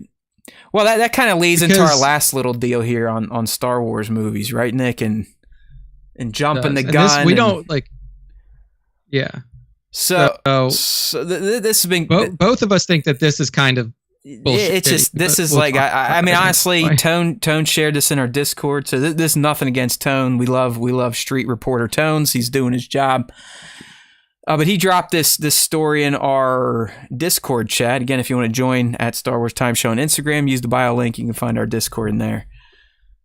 But this has been kicked around, this whole thing that Disney advised Kathleen Kennedy to stop announcing Star Wars projects early and, the fanfare. And Nick, I totally forgot that she announced, and Disney announced the Taika stuff even before the big Rogue Squadron presentation. I mean, the Taika movie and it was like, Rogue Squadron were both announced at that thing. No, that's what I mean. Like, the Taika thing was announced in like the spring of 21 or 20, and then Rogue Squadron got the big stage thing where they were reminded, like, oh yeah, Taika's doing one too. Yeah. Because they busted out the Taika announcement right after he won the Oscar. And the Mandalorian season 1 success and his involvement in that. Yeah, for sure. But anyways, here's the deal. We're not going to spend a ton of time on this because first and foremost, I think it's a no shit. I don't know who the fuck Puck News is, and I'm surprised Star Wars Newsnet covered something like this. It's what I called getting in the weeds. I mean, this is a post that didn't even make it to Reddit leaks, and Reddit leaks is full of shit posting stuff and full of trash. Yeah, random nonsense. And also, this story is 6 sentences long. Yeah, so we'll see. Like I said, apparently, according to Puck News, this Matt Baloney guy has learned that Bob Chapek chastised or essentially sent Kathleen Kennedy a memo to enough's enough. Stop with all the announcements and cheerleading and stage events until we actually have shit locked down in production being shot. And as we said, is this real? Who the fuck knows? Common sense tells you that, yes, that probably happened. Kathleen Kennedy herself probably sat down and said, you know what?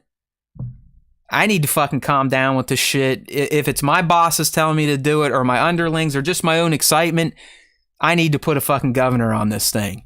So, yes, it makes sense that Disney, vis-a-vis Kathleen Kennedy, probably realized that getting out there and making these proclamations about Star Wars projects before they're even written and locked down is not a good idea.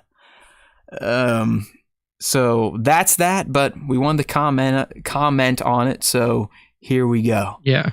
So Tones, like I said, nothing against you, Tones. We love you, street reporting. That's what I need, that type of stuff. But this one just seems like a whole lot of let's get some cheap clicks and pin it on Puck News if it's not real. You know what I mean? So yeah, I will say too, though, if you want to read the whole article of this, you can subscribe to Puck News. Apparently, like you have to pay for it to be able to read it, which is not a good sign for a fucking website you've never heard of. Is now like making you like charging you to read an article about Kathleen Kennedy. To me, that reads as like complete fucking clickbait. And the other thing I kind of glossed over, and a lot of times, my friends, like these days, it is what it is. I can't do everything. I would love to cover everything. That's how I used to do my old website. It's not there. I'm not going to do it. The Michelle Rejwan story, that's another one. It's like, I don't know why it's a big deal. I mean, she stepped down as senior VP of live action development and production at Lucasfilm to go back to producing full time. I guess you could read into it like, well, there's no movement in the movie live action, so maybe that's why she's leaving the role. Yeah. These types of stories, Nick, they just don't really interest me. They're just people write them and they write them with a certain, like you have to, it's not the story. It's the way that people write the story and they're writing it to just stir up negative emotion. That's what I'm getting. That's what I'm getting to. It's so clickbaity stuff. Ooh, the Michelle Rejwan story says Michelle Rejwan steps down as Lucas senior VP, will stay as producer for Lucasfilm and Disney. Like and if you read it, it's like doom and gloom. The reality of the fact is Michelle Rejwan stepped into a role where she will be producing both Marvel and Star Wars movies. She didn't step down from Lucasfilm. She has taken on more responsibility and will be producing both of the biggest franchises that Disney owns. But you're right. Like, you're right, though. It is. It's looked through, and a lot of times I don't even blame the fans. It's these cocksuckers in media and the way they shift things and twist things to meet an agenda versus telling the facts. I mean, this is the world we live in now. Yeah. We're nothing but the media trying to make everything a little bit more dire and horrific than it is, and blaming shit on things that it shouldn't be blamed on. Because print media is in its death throes. Like nobody reads a lot of print media anymore. So like you have to do shit like that to be able to get clicks and sustain your business and all this other bullshit. But like you're doing it at the disservice of the people who are reading your stuff because you're right. Giving them. I mean, this was written in a way like, ooh, the girl getting demoted. It's like she got demoted because Star Wars movies aren't happening. Exact opposite of what happened. Like she actually got promoted because she's like, they're like, you can do Marvel shit now too, and Marvel movies are getting pumped out for a year. So like, how is that a bad thing for Michelle Rejwan? Yeah, I don't know. So, but there you go. We comment on it. It's just I don't have enough time to like think about that stuff. If it's not something that allows us to speculate on future, past or present Star Wars, I don't know. That's just it doesn't interest me. I know other channels have made their bread on only talking about silly controversies and women in charge or men in charge or people of color playing roles they shouldn't be playing according to these people. That's not the Star Wars Time Show. You know what I mean? Like I don't give a shit. There's no fun in talking about, they're shifting responsibilities at Lucasfilm, or Kathleen Kennedy's not allowed to make announcements. So again, this is nothing against our field reporters. Keep them coming. We need to, kind of gauge what the fans want to hear. But I thought both of these were kind of like, who gives a shit? Business is business. What's going to happen in Andor episode 8? All right, Nick, it's time. It is fan segment time. There's always two ways to get involved. You can either get mixed up with the question of the week, which you're going to do right now. The way to do that is through Instagram at Star Wars Time Show. Check our stories, check our feeds, either Monday night, Tuesday morning. Who knows? I don't really have a set schedule at this point. But we will pose the question, and you either have to reply to our story post or go to the post itself in our profile and drop a comment. At that point, we will collect a few of the choice ones and we will read them live on air and discuss them. All right, so let's go. We'll get right into the question of the week. This week it was an easy one, as they will be throughout the duration of Andor. What was your favorite or least favorite part from Andor Episode 7, the one with Space Miami? All right. So we got two story responses up here first. First one here from Ripik Tan. He says, I loved every scene, but I'm going to go with the last few moments of Cassian in Florida. He was in the UK. Ripik, we know that. When he's walking and people start running by and you see the trooper coming from way behind, us diehards know it's the Empire. Hell, even the casual fans know what's happening. But the way that they filmed that, they gave it an awkward, confusing tone, which really worked because Cassian doesn't fully understand yet. You can't go anywhere in the galaxy that the Empire doesn't have a presence. Even him getting questioned by the trooper while the K2s, KXs, damn it! K2s, not K2s, come on, are catching people. It seemed ridiculous, almost to the point of humor for Cassian, all the way to him getting sentenced. Almost like it's too unbelievable. They did a great job with all of it. That's I think that I know you didn't go too far in the House of the Dragons, but they're two Knights Guards members, and they're twins, and they're literally named Eric with an A and Eric with an E. So that's Eric and Eric. Yeah, that's what we have here. We have Cassian and Cassian. Yes. Good stuff from Ripik. Thank you for the responses always. Next up in the stories, we have the Black Series. Something. Yeah, it's the Black Series. Damn it. I forget who it is, but I know they're a good diehard fan. So sorry, Black Series. But the name got cut off. You know who you are. Yes. Black Series. He says, I thought the back and forth between Cassian and the short trooper was Star Wars gold. It added the perfect touch of humor to a tense situation, not over the top Marvel humor, just right in the moment. Well played, Lord Gilroy. Well played. I told you, a loyal listener. So thank you, Black Series. Yes, he's. All right, going on to the comments from the post. We have Johnny Osage Ave. He says, I hated it. There was no space pit bull. He says pit bill, but I know he means pit bull. There was no space pit bill worldwide and not Miami Sound Machine. A little Gloria Stefan. All right. Yeah.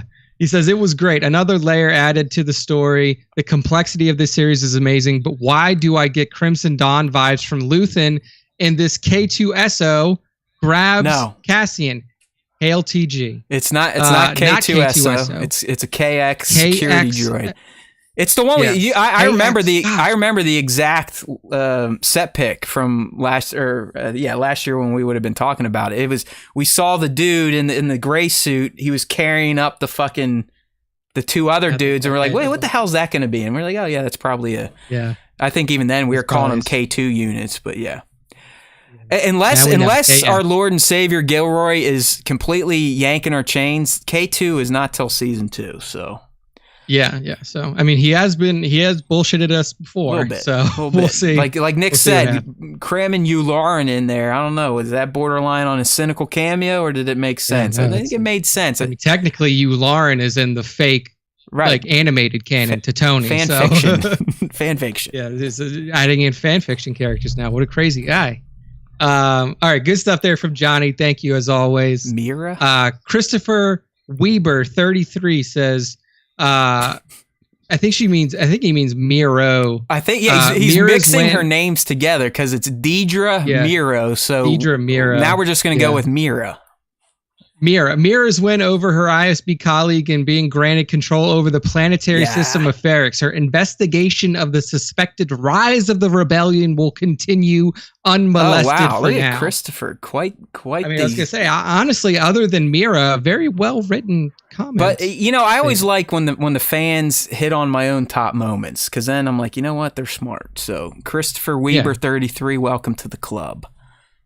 Thank you very much, sir, for your comment. Next up, scruffy looking photos. I like that handle. He says, really enjoyed the Imperial, EMPIRIL. What an interesting way to spell that. It works, right? It sounds right. Yeah. Bureaucracy. We haven't seen hold on. That is bureaucracy. Bureaucracy, yes. We haven't seen a viewpoint of the Empire against the rebels and insurrectionists, BBY. Yeah. So before the Battle of Yavin. So he's saying we haven't seen this view of the Empire and their stance towards the rebels in a BBY setting, which you could argue against that.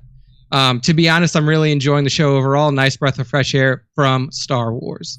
I mean, you could say that Rebels gave you a pretty decent look at some of the Imperial work against the Rebels and the insurrectionists. Sure. I mean, especially the Thrawn. Once you get into Thrawn, years. Yeah, Governor Price, like Thrawn. Yularen shows up. I mean, Yularen is kind of where I can't believe I'm forgetting his name. The second Fulcrum. What the fuck is his name? Oh, Callus. Yeah, I mean that's how Callus kind of gets outed. So yeah, but yeah, in terms of live action, Scruffy is I think on point. Yeah, we'll give him that. Yeah, definitely. If Scruffy's not if he's not an animated show watcher, then you are right. But in general canon, like animated shows included, Rebels did give you. It's still kind of different too because. Even by the time Rebels comes around, the Empire is aware of a coordinated rebel movement. Like they're aware that there's cells now. Like this, we're truly seeing the first ever hello world moment from the Rebels to the Empire. Like, listen, this ain't just bullshit, knick-knacky stealing parts and pieces from Steerguard. This is a coordinated movement now. Yeah, so good stuff there. Barron's Blackster says, Spencer, our old PR man, he says, the ISB scenes. Love watching Mira again, mixing her two names. Dira Mira. Love watching others and outsmart her adversaries. Oh, shit. Your mic just went bad. There was a Wolf Yularen cameo, too.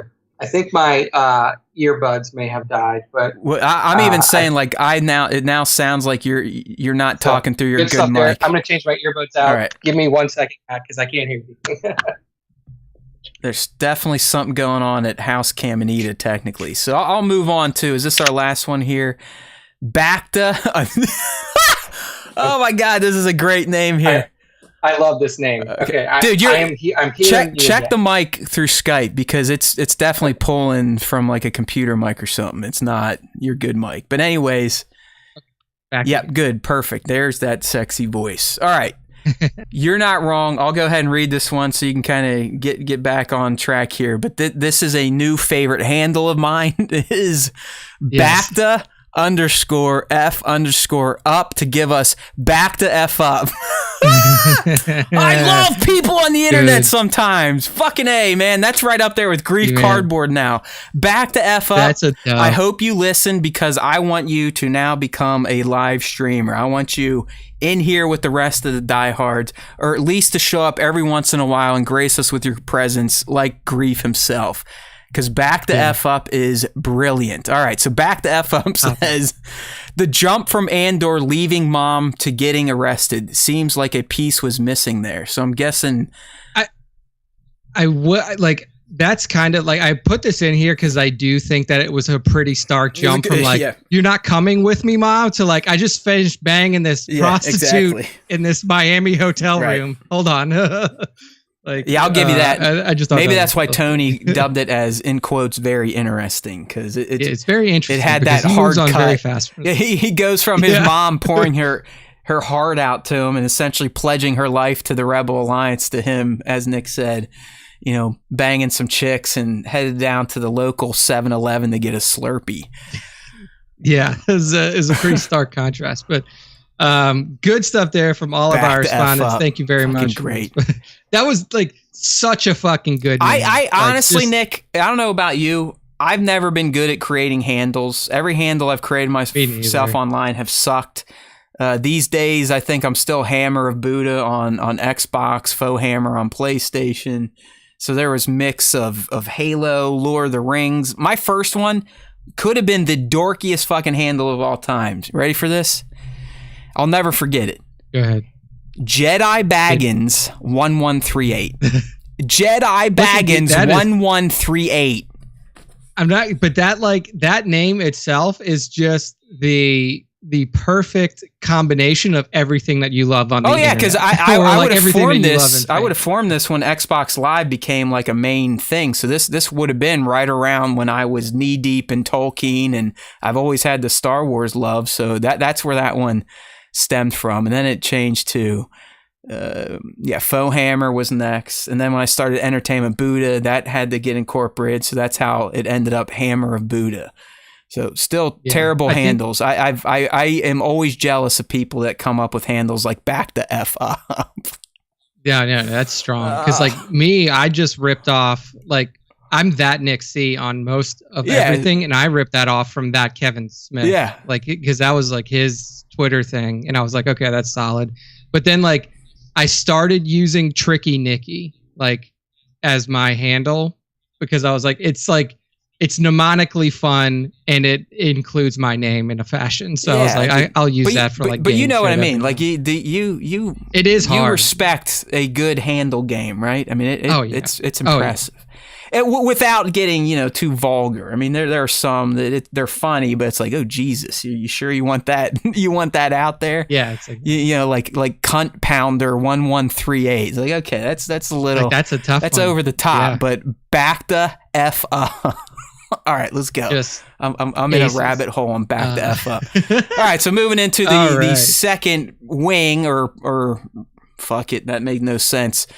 Moving into the second half of our fan segment, we have our top 5 Star Wars artist features of the week.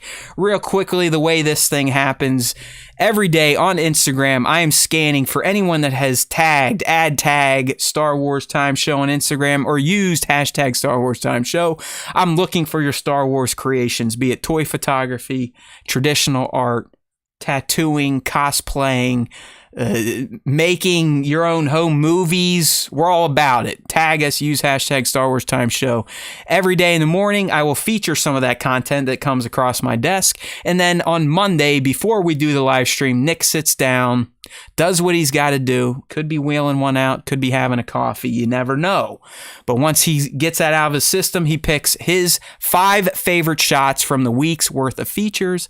And then we talk about them, immortalize them, and saint the artists right here on the Star Wars Time Show. So real quick, Nick, I am happy to report I executed my first toy photography session in probably 6 to 8 months this past Friday. It was out of necessity to clear room. I literally have so many fucking Barbies sitting around. I don't have place to lay more Barbies that are unopened. But I got down to doing it, and I ended up doing it for almost 3 hours. So it sucked me right back into it once. To me, I found out it's like if I can get over that speed bump of dragging all my shit out to get set up, once I get the camera going and I start staging my little plastic friends and playing with lighting, I remember why I love this hobby. But I need to get this I don't know what it is. It's just for the past couple years, it's getting over that initial hump of anxiety. Hey, lazy asshole. Exactly. Just pull this shit out of the closet. It's all organized. It's not that hard. It's only gonna take 5 minutes. But sometimes that 5 minutes of thinking of, oh, man, I gotta reroute this power cable over here so the light can be there. It's just like, I don't want to deal with it. But I did it. I bought myself a new iPad after 7 years, so I may be slowly getting myself back into the hobby. But for now, let's honor Nick's picks. So who do you got first there? First up this week is a nice little Halloween shot here from @Corona4 on the IG. And what we see is the headless stormtrooper standing around his compatriots, drinking a cup of coffee. And I love the inquisitive looks that all that's the stormtroopers it right there, have. dude. So, like the one to his right, like the one directly to the guy's right, is just looking at him like, Bob, what the fuck are you doing? Like it's inspection time. You're gonna get fucking force choked. Yeah, I mean the pumpkin head. I don't know if this is like a custom or if you pulled this off of some other figure out there. It's just so well made. Like the fiery eyes, like the big toothy like pumpkin smile. The cape that he threw on him, it was like, it's almost like nobody else got the memo about the Halloween party, and everybody's like, "What the fuck is going on?" Again, like, hey, I just love what's Bob doing here? What does he know that we don't know? And that's how all the other troopers are reacting, going like, "Is this safe? Is this guy going to get himself force choked?" Like I said, but either way, it's a fun shot from Corona4. Great mishmash of the pumpkin head onto a stormtrooper body. It's like the Star Wars version of Ichabod Crane, but imagine Ichabod Crane being a dopey stormtrooper who really can't do anything right. That's kind of what he looks like here. Oh man, it was good shit. So @Corona4, like Matt said, amazing job with this fun little festive Halloween shot. Next up is @ClusterFlux. And what ClusterFlux has given us is something that I don't even know if I've ever seen before in Star Wars toy photography. And that's just a fucking Quarren, like just a Quarren. So what we see is a Quarren Jedi that's whipping what looks to be Kylo Ren's lightsaber because it has the crossguard on it. He's like decked out in like full like leather suit kind of wear. I don't know, dude. It just looks badass to me. Like the Quarren head, the lightsaber, the fucking brown leather jacket and pants. Like it's just a badass looking shot. Yeah, I don't know if this looks similar to you or if this style reminds you of someone we used to feature on the show, but this is actually Lights Camera Tentacles. I don't know if you remember him. I do remember because he always has the ClusterFlux exactly universe. So and that's where he creates so these hodgepodge characters from who knows what line. I mean, as Nick said, we're looking at a Quarren Jedi here, but this is not a figure you could get in stores. I mean, this is a custom gem, probably kit bash from all sorts of lines of figures, which is why it kicks ass. But like Nick, what stood out, it's just you're not used to seeing a Quarren Jedi to start, but just the look of him. He's not in robes. You know, he's more, Nick, would you agree? He's kind of more kitted out like a Star Killer would have been in that game. Yeah. I definitely agree with that. Like there's some pieces of armor, but like he's mostly in like his leathers, man. I mean, he's just fucking badass. Leather jacket, leather pants. It's like, sweet. He's got like the white armor on his forearms and shins. It's just a really cool custom figure. Yeah. So all credit there to @ClusterFlux, KLUSTERPHLUX on IG. Make sure to go give him a follow because this is kind of his specialty, is these mashups, these building these characters and putting together this ClusterFlux. He's got some like crazy universe. droid configurations, like crazy looking BB-8s or R2s.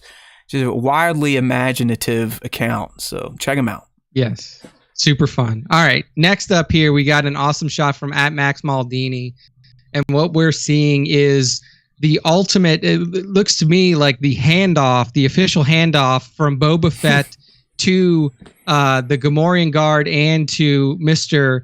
Lando Calrissian in the skies of Han Solo to Jabba the Hutt. So you see, Fett, you see Han and Carbonite and the Gamorrean plus Lando in costume taking Han to Jabba. I just thought it was a really cool shot, like almost like here's a scene you didn't get to see in Return of the Jedi, the official handoff, well executed by Max. Yeah, Maldini. totally. It's a nice, simple setup, but I really like, Nick, how Lando is the focus, even though he's not in the foreground. Like, you're getting a little bit of forced perspective going on there. Which kind of draws your eye to Lando, even though the scene itself is kind of the subject. So, yeah, definitely. Great work from Max Maldini. Oh, she's back again. There. Hold on, I got all sorts of little people coming down here crashing the show now. I don't know. I don't know if we should get Amelia on here because she's not my kid, but yeah, they're back from swimming. So welcome, ladies. I'm almost done. I'll be up soon. You want to say hello? Hello? So yeah, everybody's in there chatting around. All right. Okay, I'll be up in like 5 minutes. All right. May the force be with us all. Oh wow, I didn't see Amelia's got this great R2D2 PJ setup going on. Looking good, ladies. Oh, nice. PJs are Grogu. All right. See you later. All right. Hey. It's a Star Wars Time Show live. You never know what's going to happen. We got special guests coming in left and right. I'm just not trying to get arrested for having little kids on a live stream. Very true. All right, go ahead. Yeah, picking back up with the top 5. Who do we got next? Yeah. Next up is so he lists his name on the image as Kenobi Kenobi-To, but it's really KC. Yeah, he had a little bit of a name change. We featured this account before for sure. Yeah, I definitely recognize the name. So it's KCNOBITO on Instagram, goes by Kenobi-To, and what we see here is an awesome stylized shot of Darth Maul kind of in the middle of. You can see that, like, even in the blur, you can see some clone troopers there, harrying him, shooting at him with blasters, but blurred in a forest, got like a cool stylized version of his red lightsaber ignited behind him, almost in like a blade fashion. And it kind of looks like Kylo's unstable energy, right? Like the blade itself, or the red Kyber energy is all chaotic looking. Yeah, so glowing yellow eyes. Really cool. And Nick, to me, it's almost like he's doing a force ground pound, like a raw, just fucking raging out on the battlefield, and that's why everything's distorted behind him. But I'm with you. It's the stylized everything, the pose, the eyes, the saber. Yeah, no. So just excellent work there from at KCNOBITO on Instagram. Remember, if you're new here and you're just listening to the podcast version, we do record the live stream if you want to look at the images while we're talking, but you can also view the images while you're listening on StarWarsTime.net. Yes, go check it out. Next up and last up for our top 5 this week is at Amusing King. And Amusing King has an amazing shot here of General Grievous standing on the body of a fallen clone trooper. And Grievous is just one of those figures that, like, if you pose it right, it just looks incredible. And he's Amusing King has done an incredible job here of bringing Grievous to life with all 4 of his lightsabers ignited. One of them shoved through the chest of the fallen clone trooper. And he just looks like a menacing figure. Yeah, it's like, Nick, he's not even he's already looking for his next target, right? He's stepping on this clone's head, kneeling into his chest, stabbing him in the chest, but he's looking forward as if he's going to make his next pounce to kill more clones. It really, like Nick said, if you pose Grievous right, you're always going to have a badass looking shot, and that is what we're dealing with in this recent one from at Amusing King.